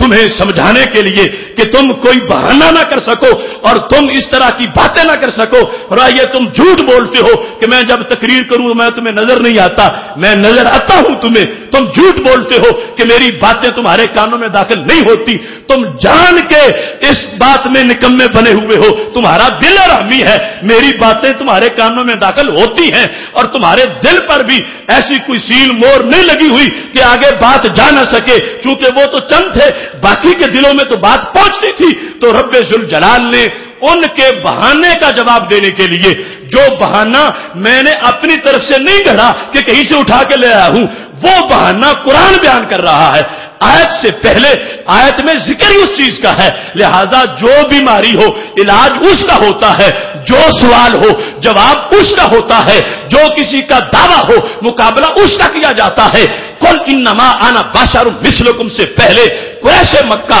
یہ دعویٰ کر چکے تھے نبی تم بولو تو نظر نہیں آتے، تمہاری بات ہمارے کانوں میں داخل نہیں ہوتی، تمہاری بات ہمارے دل اس سے پردے میں ہے، اور خلاصہ کیا ہے تم مخلوق اور ہو ہم مخلوق اور ہیں، کسی اور کو جا کے امتی بناؤ، ہمیں امتی مت بناؤ۔ تو اللہ نے فرمایا ان کو کہو نہیں میں بھی انسان ہوں تم بھی انسان ہو، میں تمہاری والی بولی بول رہا ہوں تجھے سمجھانے کے لیے۔ تو مطلب کیا بنا کہ رب ذوالجلال نے ان کا وہ بہانہ چور چور کر دیا، اور اپنے نبی علیہ السلام کی جو شان ہے کہ یہ انسانیت کی رہنمائی کے لیے آئے ہیں، اور ان کی باتیں کانوں کو چبھتی نہیں، کانوں کو مٹھاس دیتی ہیں اور دلوں میں اترتی ہیں، تو رب ذوالجلال نے قل انما انا بشر مثلکم کہہ کے اپنے نبی علیہ السلام کے بہترین انداز تبلیغ کا ذکر فرما دیا ہے۔ اب دیکھو کہاں وہ جو آج ان لوگوں کو خواب آیا ہے کہ قل انما انا بشر مثلکم یہ پڑھتے ہیں کس مطلب میں کہ نبی کہہ دو میں نور نہیں ہوں۔ اب قریش مکہ کا مسئلہ نور والا تھا،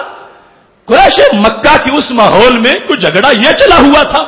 صحابہ تو نور مانتے ہیں اور جو کفار ہیں وہ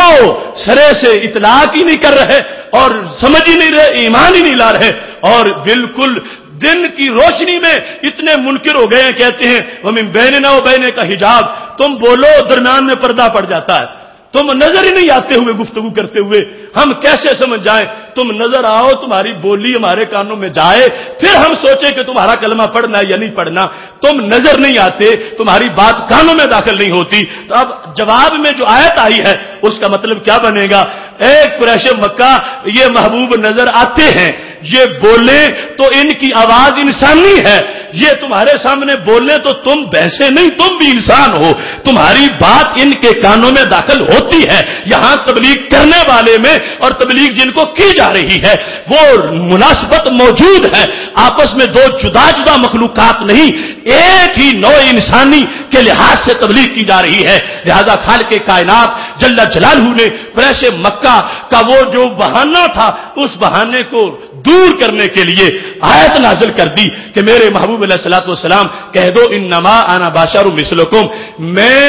نہ فرشتہ ہوں نہ جن ہوں کہ تم کہو کہ تم نظر نہیں آتے، اب کیا مطلب بنا؟ نہ میں فرشتہ ہوں نہ میں جن ہوں. اگر میں جن ہوتا پھر بھی تم بہانہ کرتے تو درست تھا کہ چونکہ جن ہیں یہ تبلیغ کر کے چلے جاتے ہمیں پتہ ہی نہیں چلتا. اگر میں فرشتہ ہوتا پھر بھی تم بہانہ کر دیتے کہ چونکہ فرشتے ہیں ہمیں ان کی بولی کا پتہ ہی نہیں چلتا اور تقریریں کر کے چلے جاتے ہیں. اور نہ میں فرشتہ ہوں نہ میں جن ہوں, میں وہ حقیقت ہوں کہ بولوں تو چہرہ بھی نظر آتا ہے اور کانوں کو آواز بھی سنائی دیتی ہے. اب دیکھو کتنا ظلم و ستم ہوا آج کہ لوگوں نے اپنی گھڑی ہوئی چیز پر کھینچ کے قرآن کو فٹ کر دیا, اپنے باطل عقیدے پر قرآن کا غلاف چڑھانا چاہا اور پھر غلاف چڑھا کے اپنی بد عقیدگی کو قرآن قرار دینا چاہا. ہم یہ چاہتے ہیں کہ یہ پردہ چاک کیا جائے اور واضح کیا جائے اور اس اسلوب قرآن سے کہ دور جانے کی ضرورت نہیں. آیت قرآن پڑھو کہ پہلے کس چیز کا ذکر ہے, کس چیز کی بات ہو رہی ہے اور کس چیز کے لحاظ سے بتایا جا رہا ہے. خود بخود بات واضح ہو جائے گی کہ رب ذوالجلال بتانا کیا چاہتا ہے اور اس کی حیثیت کیا ہے. اس سلسلہ میں بھی سید عالم نور مجسم شفیع معظم صلی اللہ علیہ وسلم کی یہ جو حیثیت اور یہ ماقبل کے لحاظ سے جو مطلب بنتا ہے جو میں نے بیان کیا, اگر چاہو تو پوری امت کے دفتر میں اس کا ذکر موجود ہے. وہی ابن جریر کی تفسیر جو اس امت کی پہلی تفسیر معصور ہے. اس آیت کے تحت ابن جریر نے کیا لکھا؟ کہتے ہیں رب ذوالجلال فرما رہا ہے قل یا محمد لہؤلاء المعرضین, اے میرے نبی یہ جو بگھوڑے بن کے تجھ سے بھاگ رہے ہیں ان کے لیے تم کہہ دو. کس طرح ان کو کہو ما آنا الا بشر من بنی آدم مثلکم فی الجنس والصورت والحیۃ لست بملک. انہیں کہو میں فرشتہ نہیں میں انسان ہوں, میں فرشتہ نہیں میں انسان, میں فرشتہ نہیں میں انسان. اب یہ ابن جریر اس قل انما انا بشر مثلکم کا معنی یہ نہیں کر رہے کہ کہہ دو میں مٹی کا بنا ہوا ہوں. بھائی مٹی کے لحاظ سے تو کوئی پوچھ ہی نہیں رہا تھا اور جھگڑا نور کے لحاظ سے کسی کے انکار کا تھا ہی نہیں. بات یہ تھی کہ مشرکین مکہ کہتے تھے تم اور مخلوق ہو ہم اور مخلوق ہیں, تمہاری جنس اور ہماری جنس اور تم ایسی چیز ہو کہ نظر نہیں بات کرتے آتے. تو اللہ تعالیٰ نے فرمایا قل انما انا بشر مثلکم لست بملک. اب بشر کہہ کے نفی کس کی؟ فرشتہ ہونے کی. میں بشر ہوں میں فرشتہ نہیں ہوں, میں بشر ہوں میں جن نہیں ہوں.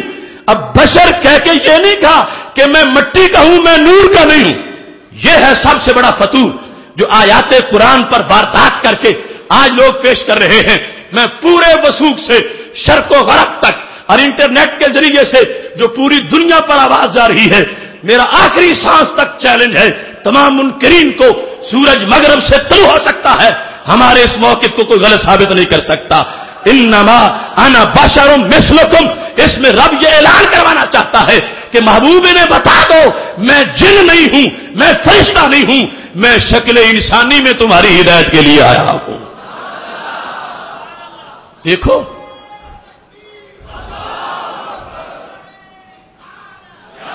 یہاں چونکہ ٹائم مختصر ہے یقیناً تمہارے جذبات ہیں, لیکن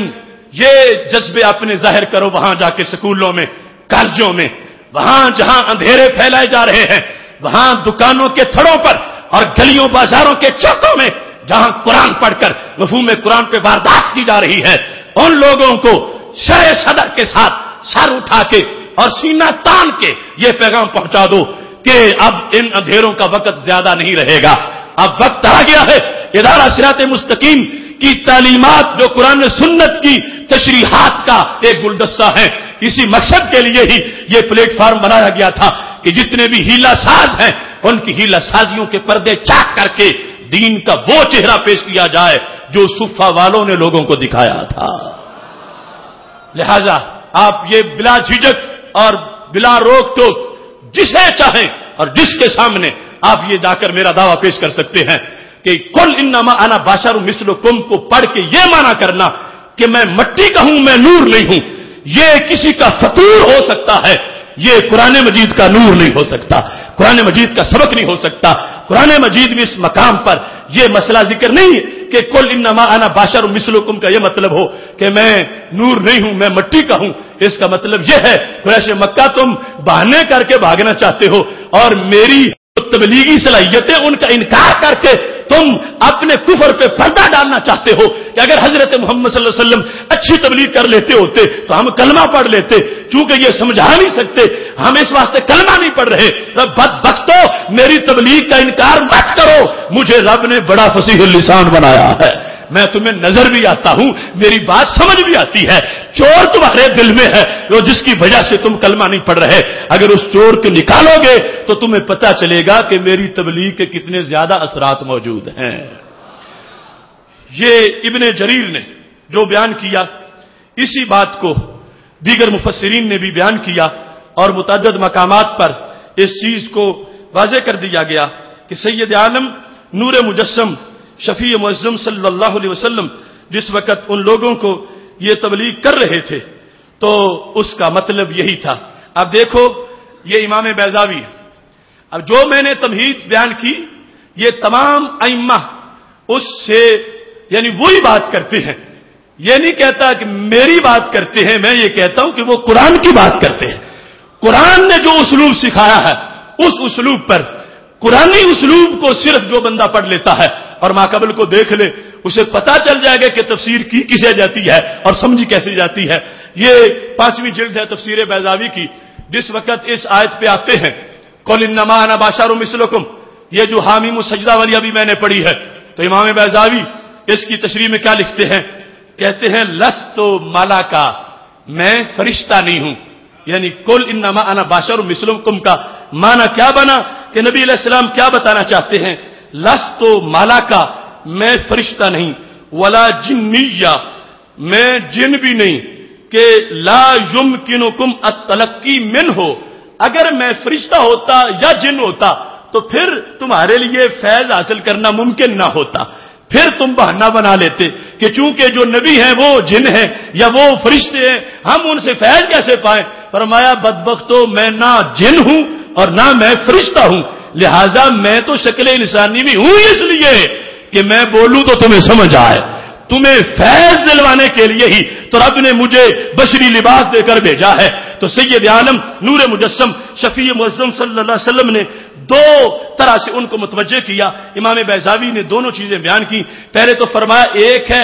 میری حیثیت، دوسرا جو میں پیغام دے رہا ہوں اس کی حیثیت، تم اس کے لحاظ سے کہتے ہو میں سمجھ نہیں آتی، نبی علیہ السلام کا جو قول ہے آیت قرآن ہے اس کا مطلب کیا بنا، فرمایا لست ملکا ولا جنیہ، نہ میں فرشتہ ہوں نہ میں جن ہوں، اگر فرشتہ یا جن ہوتا پھر تمہارا بہانہ صحیح تھا کہ ہمیں ان کی تبلیغ سمجھ نہیں آتی، پھر فرمایا ولا ادعوکم الی ما تنبو عنہ العقول والاسماء، اور نہ ہی جو میں دعوت دیتا ہوں وہ عقلوں سے ماورا ہے، میں کہتا ہوں رب ایک ہے یہ بات عقل کو سمجھ آتی ہے، میں کہتا ہوں میں اس کا رسول ہوں اس بات عقل اس کو تسلیم کرتا ہے۔ فرمایا دو طرح سے نبی علیہ السلام نے ان کا رد کر دیا قل انما انا بشر مثلکم میں، ایک تو اپنے دعوت کے مضمون کے لحاظ سے، دوسرا دعوت کے انداز کے لحاظ سے۔ فرمایا انداز میرا مشکل نہیں اور مضمون بھی میرا مشکل نہیں، انداز بھی میرا بڑا آسان ہے اور جو کچھ میں پڑھاتا ہوں وہ بھی بڑا آسان ہے۔ اب تمہاری مشرکین مکہ بدبختی ہے کہ تم ٹال رہے ہو مجھے اور میری بات پر توجہ کی بجائے تم کہتے ہو تم نظر نہیں آتے۔ قل انما انا بشر مثلکم کا معنی کرتے ہوئے امام بیضاوی لکھ گئے، اس کے سوا ایک لفظ بھی نہیں لکھا، وہ مٹی کی بات اس کا تصور بھی کہیں موجود نہیں ہے۔ امام بیضاوی نے لکھا کہ نبی علیہ السلام فرماتے ہیں نہ میں فرشتہ ہوں نہ میں جن ہوں، میں تو بشر ہوں، میری باتیں تمہیں سنائی دیتی ہیں اور پھر جو میں بیان کرتا ہوں وہ چیز بھی ماورائے عقل نہیں ہے کہ عقل کی اپروچ میں ہی نہ ہو، اور جو میں بتاتا ہوں عقل کو سمجھ بھی آتی ہے، لہذا تمہارے بہانے ختم ہیں۔ اب اگر تم نے کلمہ نہ پڑھا تو پھر ڈائریکٹ جہنم میں جاؤ گے، تمہاری کوئی معذرت نہیں ہوگی قیامت کے دن، کوئی بہانہ نہیں مانا جائے گا، اس واسطے کہ میں نے انما انا بشر مثلکم کہہ کے تمہارے سارے بہانے ختم کر دیے ہیں۔ یہ انداز قرآن مجید برہان رشید میں ان دو آیات کے لحاظ سے اختصار سے میں نے آپ کے سامنے پیش کیا، اگرچہ اس پر تفاسیر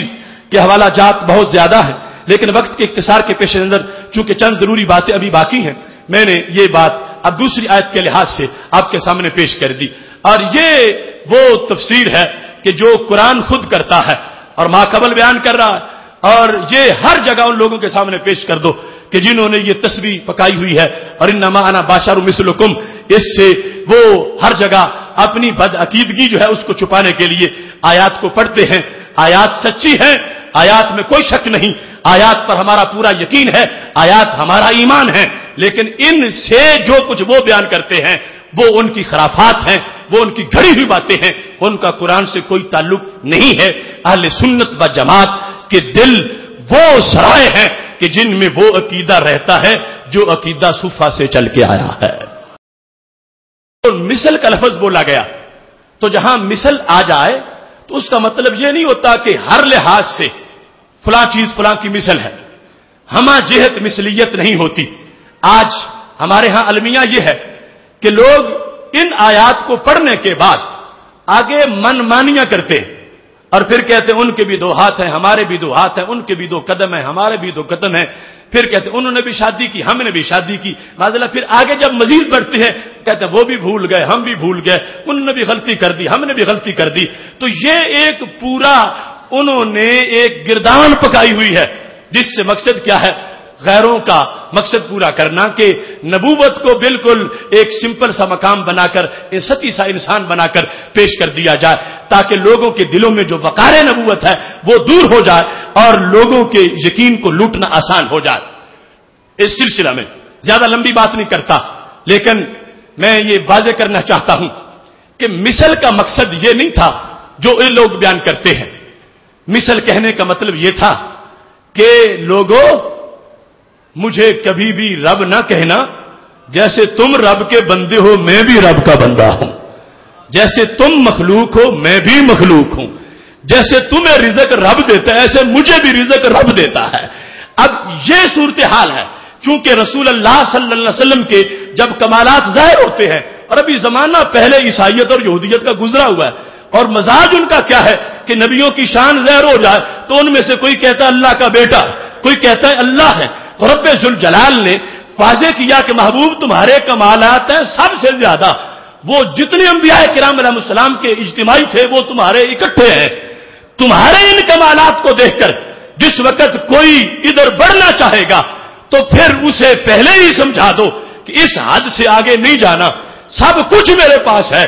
مگر میں اللہ نہیں ہوں، میں اللہ کا بندہ ہوں۔ مجھے رب نے بہت کچھ دیا کہ جس کا تم تصور بھی نہیں کر سکتے، مگر میں بشر ہوں تمہاری مثل، کہ جیسے تم مخلوق ہو میں بھی مخلوق ہوں، تم رب کے بندے ہو میں بھی رب کا بندہ ہوں۔ اس طرح کی چیز سمجھانا مقصود تھا، یہ نہیں تھا کہ قیامت تک کے بے لگام خطیب تقریریں کرتے پھرے دیکھو نبی بھی بھول گیا ہم بھی بھول گئے، انہوں نے بھی غلطی کی ہم نے بھی غلطی کی، انہوں نے بھی گناہ کیا ہم نے بھی گناہ کیا۔ معاذ اللہ، مثل کہنے کا مطلب امتی کا قد نبی کے ساتھ برابر کرنے کا نہیں تھا، مثل کہنے کا مطلب امتی کو نبی کی سیٹ پر بٹھانا نہیں تھا، مثل کہنے کا مطلب امتی کو نبی کے لحاظ سے ہم پلہ بنانا نہیں تھا۔ مثل کا مقصد یہ تھا کہ یہ رب کے بندے ہیں اور اللہ تبارک و تعالیٰ کا عظیم فضل ان پہ نازل ہوتا رہتا ہے۔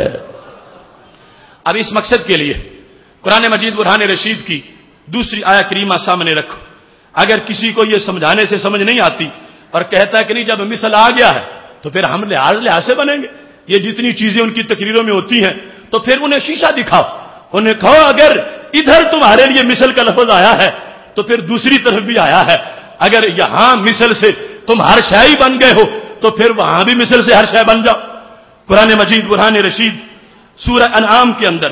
رب ذوالجلال کا یہ فرمان ہے، آیت نمبر 38 ہے، خالق کائنات فرماتا ہے وما من دابۃ فی الارض ولا طائر یطیر بجناحیہ الا امم امثالکم۔ اللہ فرماتا ہے زمین میں جتنے چوپائے ہیں اور جتنے پرندے ہیں وہ کیا ہیں؟ الا امم امثالکم، فرمایا وہ تمہاری مثل امت ہے۔ زمین کے سارے چوپائے اور سارے پرندے کیا ہیں؟ الا امم امثالکم، وہ تمہاری مثل امتیں ہیں۔ یہ خالق کائنات جل جلالہ نے واضح کر دیا وما من دابۃ فی الارض، دابہ ہے جو زمین پہ چلے، ہر دابہ کا ذکر آ گیا، ماں ہے نا آگے اللہ آ رہا، اب کوئی پیچھے نہیں بچا، ایسے ولا طائری یطیر بے جناحی، ہر پرندہ جو پروں پہ اڑتا ہے وہ کون ہے؟ اللہ فرماتا الا امم امثالکم، وہ تمہاری مثل امتیں ہیں۔ اب امثال جمع ہے مثل کی۔ اب کہا گیا لوگوں کو سارے پرندے اور سارے درندے اور حیوان وہ تمہاری مثل ہے۔ اب جنہیں مثل کی سیڑھی سے یہ شوق ہے کہ ہم نبوت کی چھت کے قریب جا پہنچے، تو انہیں یہ بھی دکھاؤ کہ مثل یہ بھی ہے کہ اللہ نے کہا ہر پرندہ تمہاری مثل ہے، اور ہر درندہ تم اس کی مثل ہو، اور ہر جانور تم اس کی مثل ہو۔ اب دابا میں تو خنزیر بھی ہے، دابا میں کتا بھی ہے، پرندوں میں کتا بھی ہے، تو کیا ہے کسی میں جرأت جو خطبہ دیتے وقت یہ آیت پڑھے اور لوگوں کو بتائے لوگوں یہ تمہارا خطیب اللہ کے فضل سے کتے کی مثل ہے، اور لوگوں کو کہے یہ تمہارا خطیب خدا کے فضل سے اس نے بڑی شان پائی ہے، یہ تو خنزیر کی مثل ہے، اور کہے یہ تو کوے کی مثل ہے۔ اگر آیت قرآن جب آئی ہے تو پھر یہ تقریر کیوں نہیں کی جاتی؟ جب رب کہتا ہے کہ وہ تمہاری مثل امتیں ہیں، تو یہ آیت قرآن نہیں ہے، یہ وحی نہیں ہے، یہ رب کا فرمان نہیں ہے، یہ نغمہ جبریل نہیں ہے، یہ کتاب لا ریب نہیں ہے، یہ سب کچھ ہے۔ تو پھر کیوں نہیں کہا جاتا کہ میں کتے کی مثل ہوں، میں کوے کی مثل ہوں، میں خنزیر کی مثل ہوں؟ وہاں کہتے نہیں، اس سے میں ہماری بے عزتی ہوتی ہے، کہاں ہم کہاں خنزیر۔ میں کہتا ہوں مثل کا لفظ تو وہاں بھی آیا ہے۔ اگر مثل کی رسی کو پکڑ کے اوپر چڑھنا چاہتے ہو تو مثل کی رسی پھر تمہیں گلے میں ڈال کے نیچے بھی کھینچ رہی ہے۔ اگر تم نے مفہوم وہ ماننا ہے جو ہم بیان کر رہے ہیں پھر اپنی جگہ ٹھہر سکو گے، ورنہ مثل کی رسی کھینچ کے نیچے گڑے میں ڈال دے گی۔ ہم نے مطلب بیان کیا کہ مثل کا مطلب ہماجیت مثل نہیں ہوتا، مثل کا مطلب چند لحاظ سے مثل ہوتا ہے کہ نبی علیہ السلام کہہ رہے ہیں تم بھی مخلوق ہو، میں بھی مخلوق ہوں۔ اب ادھر بچ جاؤ گے کہتے ہوئے کوا بھی مخلوق ہے، میں بھی مخلوق ہوں، خنزیر بھی مخلوق ہے، میں بھی مخلوق ہوں، کتا بھی مخلوق ہے، میں بھی مخلوق ہوں۔ اب جا کے بچو گے جب ہمارا مطلب سمجھو گے، اور اگر ہمارا مطلب نہیں سمجھو گے تو پھر یہ کہنا پڑے گا اگر مثل کی بنیاد پر تم حضرت سیدہ طیبہ طاہرہ آمنہ رضی اللہ تعالی عنہا کے لال کی برابری کرنا چاہتے ہو تو پھر ہوش کرو، تمہیں کتوں کی صف میں بٹھا دیا جائے گا اور تمہیں خنزیروں کے ساتھ ملا دیا جائے گا، اس واسطے کہ اللہ کا قرآن بیان کر رہا ہے الا امم امثالکم، یہ ساری تمہاری مثل امتیں ہیں، تمہاری مثل مخلوق ہیں۔ اب جا کے ہوش ٹھکانے آئے گا۔ اگر کسی میں تھوڑی سی بھی عقل سلیم ہوگی اسے ماننا پڑے گا کہ اس کی حیثیت کیا ہے اللہ کے نبی علیہ السلام کے مقابلے میں۔ جب رسول اللہ صلی اللہ علیہ وسلم کی عزت عظمت کائنات کی ایک حقیقت ہے، ان کے لحاظ سے ایک ادنا سا بندہ جا کے چمٹ جائے کہ میں ان کی مثل ہوں، اسے سوچنا چاہیے کہ کتنی بار وضو کرے، کتنی بار زبان کو غسل دے، کتنی بار سوچ کو ایمان کے کعبے میں اعتکاف کروائے اور پھر بولے ادب گاہے زیر آسماں آزاش نازک تر نفس گم کردہ می آیت جنید و باجزی دی جا۔ وہاں پوری مثلیت تو کسی نبی کو حاصل نہیں ہے، عام کوئی انسان کیسے ان کے ہم پلہ ہو سکتا ہے۔ محتشم سامعین حضرات، اب بشر اور مثل یہ دونوں چیزیں آپ نے ان کو ذہن میں رکھنا ہے۔ ہمارا عقیدہ ہے وہ بشر ہیں اور ہمارا عقیدہ ہے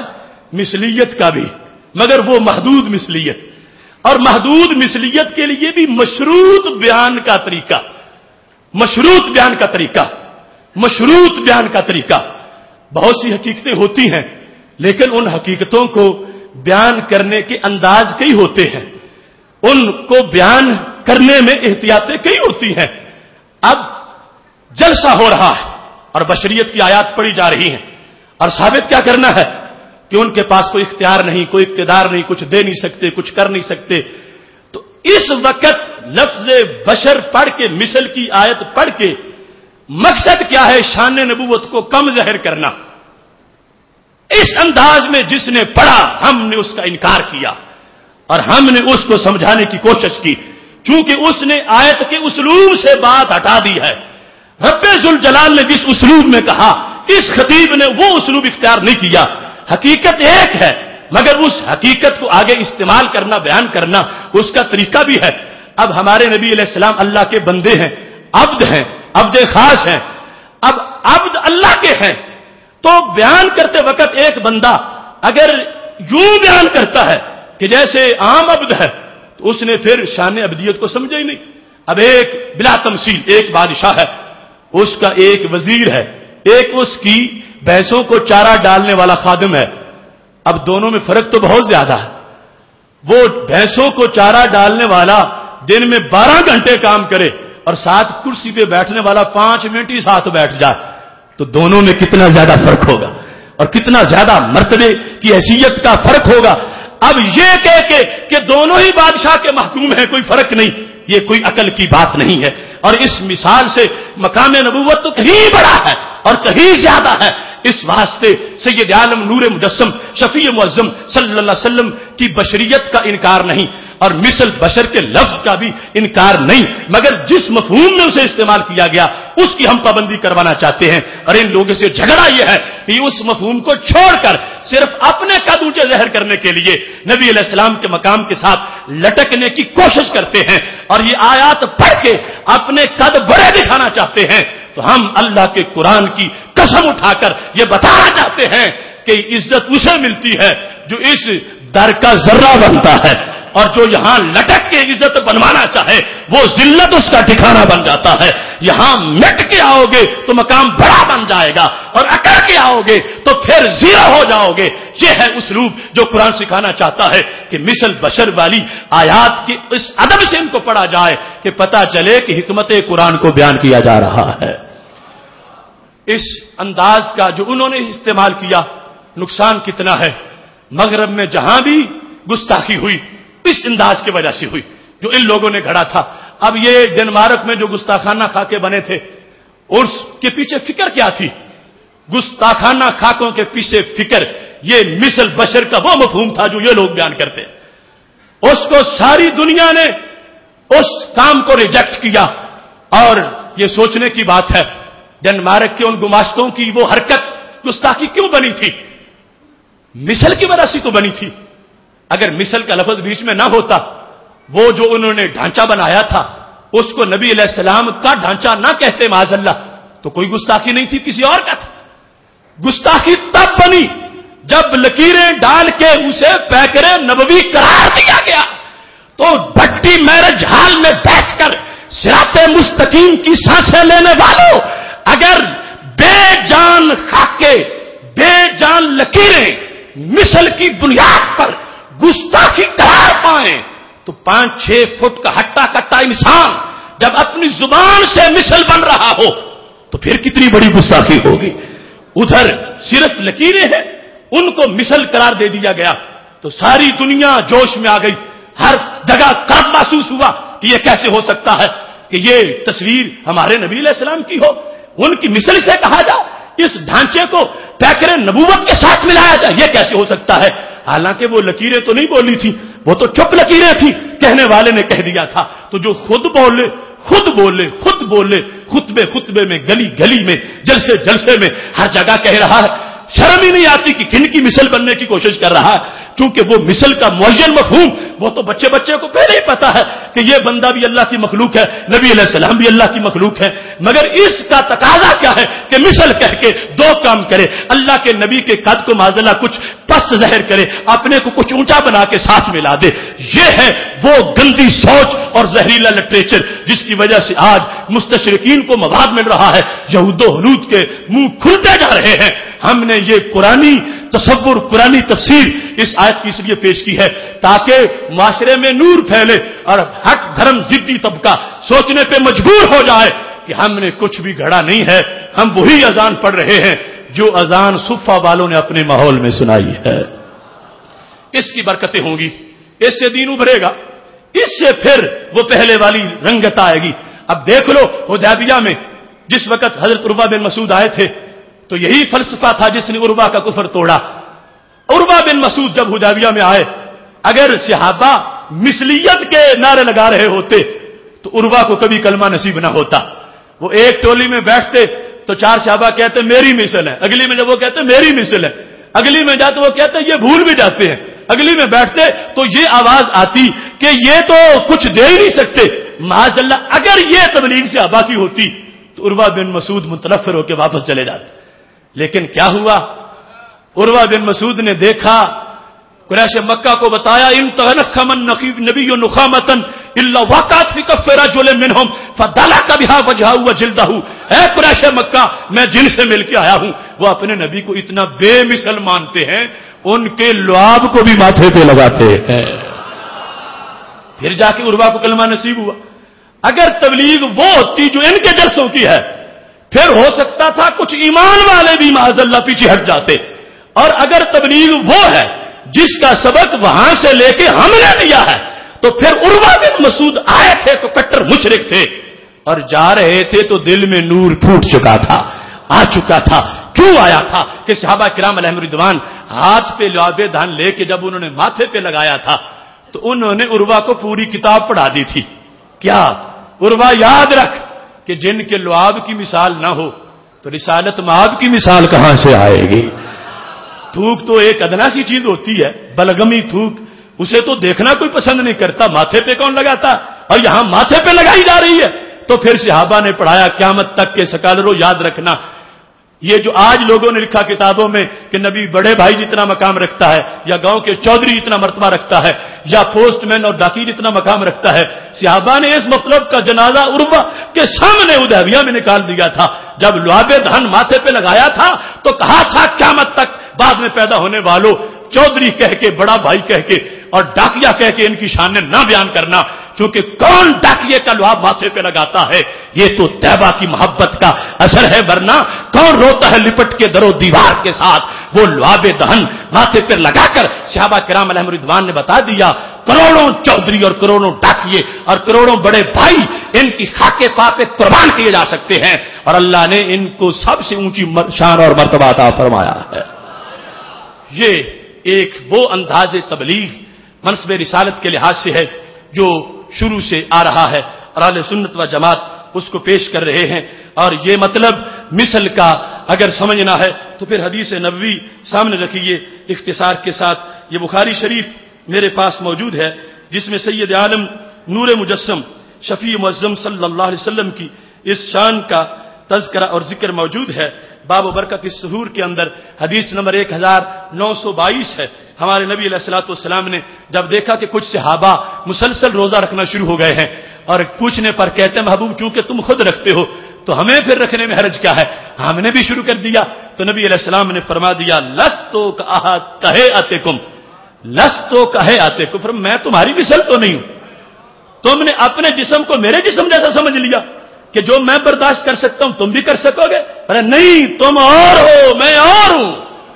اب مثل کا مطلب پتا چلا کہ مثل بشر کہنے کا مقصد کیا تھا. جو مضمون سمجھانا تھا وہ سمجھا دیا، اور جو فرق بتانا تھا وہ فرق بھی بتا دیا. اور دوسرے نمبر پر مقام پر 7242 حدیث ہے بخاری کی، اس میں کہا ایوکم مثلی، کون ہے تم میں جو میری مثل ہو؟ تم میں سے کوئی میری مثل نہیں ہے. ایوکم میں پتہ کون بیٹھے تھے؟ وہ اتنے اونچے کہ ہمارے جیسے کروڑوں ان کے گھٹنے تک نہیں پہنچ سکتے. وہ صدیق اکبر، وہ فاروق اعظم، وہ عثمان غنی، وہ حیدر کرار، وہ طلحہ زبیر، وہ سعد و سعید، وہ معاذ بن جبل، وہ حضرت ابی بن کعب، وہ حذیفہ بن یمان، وہ زید بن ثابت رضی اللہ تعالی عنہم. ایسے جلیل القدر لوگوں کو خطاب کر کے میرے محبوب علیہ السلام کہہ رہے تھے تم میں کوئی میری مثل نہیں ہے، اللہ نے مجھے بے مثال پیدا فرمایا ہے. محتشم سامعین حضرات، یہ حقیقت جس کا انکشاف ہم نے نہیں کیا، شروع سے ہوتا آیا ہے. اور صرف ہماری اس وقت کی ڈیوٹی ہے کہ ہم لوگوں کو اس بات کی طرف متوجہ کر دیں جو شروع سے ہر دور میں امت کا سبق رہا ہے. لیکن یہاں یہ بات بھی بڑی قابل غور ہے کہ ہمارا جو عقیدہ ہے اس کے بیان میں بھی لوگ کتنی خیانت کرتے ہیں. ہمارا کوئی بچہ بھی ایسا نہیں کہ جو انما انا بشر مثلکم پر ایمان نہ رکھتا ہو. بڑا تو بڑا رہ گیا، مفتی تو مفتی رہ گیا، حافظ قاری تو اپنی جگہ رہ گیا. بچہ بھی اس پر ایمان رکھتا ہے لیکن بے لگامی سے روکتا ہے کہ آیت کو گستاخی کا ذریعہ مت بناؤ اور بولنے میں انداز کو سامنے رکھو. اب دیکھو، ایک بندہ اپنی امی کو باپ کی بیوی کہہ کے بھی بلاتا ہے اور دوسرا اپنی امی کو والدہ کہہ کے بلاتا ہے، تو حقیقت تو ایک ہی ہے مگر بیان کا فرق تو بہت زیادہ ہے. وہ گستاخ شمار ہوگا جو کہے اے میرے باپ کی بیوی، اور وہ ادب والا ہوگا جو کہے اے والدہ محترمہ، اے میری امی جان، جبکہ مضمون تو ایک ہی ہے حقیقت جس کو بیان کیا جا رہا ہے. اس واسطے یہ چیز بھی بلا تمثیل ذہن میں رکھنی چاہیے کہ یہ نہیں کہ جو ذکر ہو گیا اس کو انداز بھی اسی میں اپنی طرف سے بیان کرنا شروع کر دو. انداز کے لحاظ سے ہم نے پابندی ضرور کروائی کہ مثل کی رٹ لگا کر اپنے غلط انداز میں اس مضمون کو بیان مت کرو. مگر عقیدہ ہمارا تو ہر جگہ ہم نے اس کو واضح کیا ہر دور میں کہ بشریت اتفاقی عقیدہ ہے. لیکن اس سلسلہ میں بڑے افسوس سے یہ سید مودودی کی تفہیم القرآن میرے سامنے موجود. لوگ کہتے ہیں یہ کسی کو کچھ نہیں کہتے. میں کہتا ہوں کہ کسی کا کچھ چھوڑتے بھی نہیں ہے اور سب کچھ مٹا دیتے ہیں. اب دیکھو یہ بشریت والا عقیدہ بیان کرتے وقت اس شخص نے ہمیں کتنی بڑی گالی دی اور کتنا بڑا مذاق کیا. آج تک اہل سنت کی تاریخ میں ایک انسان بھی ایسا نہیں ہے کہ جس نے وہ ترجمہ کیا ہو جو اس شخص نے کر کے ہمارے متھے لگا دیا اور ہمارے بارے میں اس کو بیان کر دیا. یہ اس کی پہلی جلد ہے جس کے اندر یہ آیت کریمہ وَإِنَّ مِنْهُمْ لَفَرِيقًا يَلْوُونَ أَلْسِنَتَهُمْ بِالْكِتَابِ. اہل کتاب میں ایک گروہ ایسا ہے کہ جو زبان ٹیڑھی کر کے وہ بات کتاب میں بیان کر دیتے ہیں جو نہیں. یہ مضمون ذکر ہو رہا ہے قرآن میں. تو اس پر مودودی نے لکھا کہ اس کی نظیریں قرآن کو ماننے والے اہل کتاب میں بھی مفقود نہیں کہ جیسے وہ اہل کتاب خیانت کرتے تھے ایسے کچھ قرآن ماننے والے بھی خیانت کرتے ہیں. اہل کتاب ہمیں کہہ کے کہا ان میں بھی اس خیانت کی مثالیں مفقود نہیں. اب بھی ایسی خیانتیں کی جا رہی ہیں کہ جو بات قرآن نہیں اسے قرآن بنا کے کچھ قرآن والے یعنی اس امت کے لوگ وہ چیزیں پیش کر رہے ہیں. اس پر آگے اس نے لکھا مثلا بعض لوگ جو نبی کی بشریت کے منکر ہیں آیت قل انما انا بشر مثلکم میں انما کو انما پڑھتے ہیں. اب پہلے نمبر پر تو اس نے کہا جو بشریت کے منکر ہیں یہ جھوٹ اور کتنا بڑا سفید بھی سیاہ بھی کتنا بڑا جھوٹ. پوری امت میں ملت میں کسی ایک نے بشریت کا اہل سنت میں انکار کیا ہی نہیں اور اس نے منکرین بشریت کہہ کر حالانکہ لوگ کہتے ہیں بڑا براڈ مائنڈڈ ہے کسی کو کچھ کہتا نہیں. اب کفر کی گالی دینا کسی کو یہ چھوٹی گالی ہے. جو منکر بشریت ہے وہ تو کافر ہے وہ تو منکر قرآن ہے. اور اس نے ہمیں منکر بشریت کہہ کر کہ نبی علیہ الصلوۃ والسلام کی بشریت کا انکار کرنے والے کیسے انکار کرتے ہیں. کہتا ہے یہ لفظ ہے نا انما جس کا مطلب ہے سوائے اس کے نہیں یا صرف. تو وہ کہتا ہے کچھ لوگ اس کو جدا جدا کر کے پڑھتے ہیں. اب جدا کر کے پڑھیں گے ان علیحدہ ہوگا ما علیحدہ ہوگا. اب ما کا معنی نہیں بن جائے گا نفی والا بن جائے گا. اب سارا آیت کا مطلب ہی ختم ہو جائے گا. تو وہ کہتا ہے کچھ لوگوں نے اس طرح کیا انا کو علیحدہ پڑھا ما کو علیحدہ پڑھا اور ترجمہ یہ کیا اے نبی کہہ دو کہ تحقیق نہیں ہوں میں بشر تم جیسا نہیں ہوں میں بشر تم جیسا. اب یہ ترجمہ کر کے ہمارے ذمہ لگا رہا. ہمارے کسی مترجم نے جو امام ہے تو اپنی جگہ رہے. یہ آج کے چھوٹے چھوٹے علم والے خطیب بھی کوئی ایسا تمہیں نہیں ملے گا کہ انما انا بشر مثلکم کا وہ ترجمہ کرے جو مودودی نے کر کے ہمارے ذمہ لگا دیا کہ اے نبی کہہ دو کہ تم میں تحقیق نہیں ہوں میں بشر تم جیسا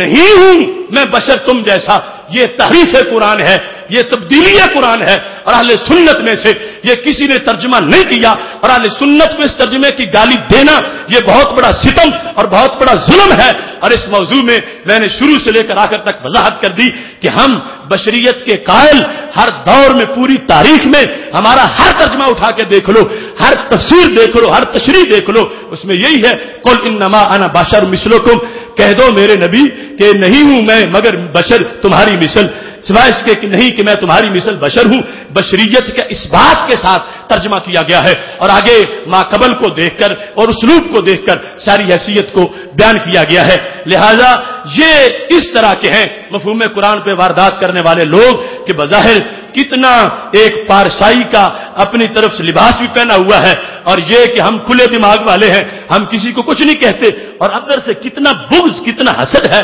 اور منکرین قرآن کا تانا دے کر ہمیں پوری ملت کو پھر آگے غلط ترجمہ اپنی طرف سے کر کے کیا جا رہا ہے۔ اب دیکھو ہر بندہ تو نہیں جانتا، اس کے سامنے معتقدات نہیں ہیں، اس کے سامنے صفحہ سے لے کر آج تک کی اہل سنت کی تاریخ نہیں ہے، وہ تو پڑھ کے کہے گا کہ یہ لوگ بریلوی یہ کیسے ہیں کہ جنہوں نے قرآن ہی بدلا ہوا ہے اور کتنے غلط ترجمے کیے ہوئے ہیں، جبکہ ہمارے کسی سوئے ہوئے نے بھی ایسی نہیں بات کی، جاگتے تو ویسے ہی جاگتے ہیں۔ اس بنیاد پر ایسے لوگوں کے ستم جو ہے ان کا حساب بھی باقی ہے، اور انہیں اس بات پر پیغام دے رہے ہیں ہم کہ جہاں جہاں ان کی چوریاں ہیں ہماری نگاہوں کے قافلے وہاں تک پہنچ چکے ہیں۔ انشاءاللہ وقت وقت پر ہر جگہ سے یہ ثابت کیا جائے گا کہ کس کس نے مسلح کے روپ میں فساد کے حربے استعمال کیے، کس کس نے رہبر کے روپ میں قوم کو لوٹا اور اس ملت کے دین ایمان پر ڈاکے ڈالے۔ انشاءاللہ وقت دور نہیں ہے، چراغاں ہو رہا ہے، صبح آ گئی ہے اور آسماں ہوگا سحر کے نور سے آئینہ پوش، پھر ظلمت رات کی سیما پا ہو جائے گی، پھر دلوں کو یاد آ جائے گا پیغام سجود، پھر زمین خاک حرم سے آشنا ہو جائے گی، شب گریزہ ہوگی آخر جلوہ خورشید سے، یہ چمن معمور ہوگا نغمہ توحید سے۔ وآخر دعوانا ان الحمد للہ رب العالمین۔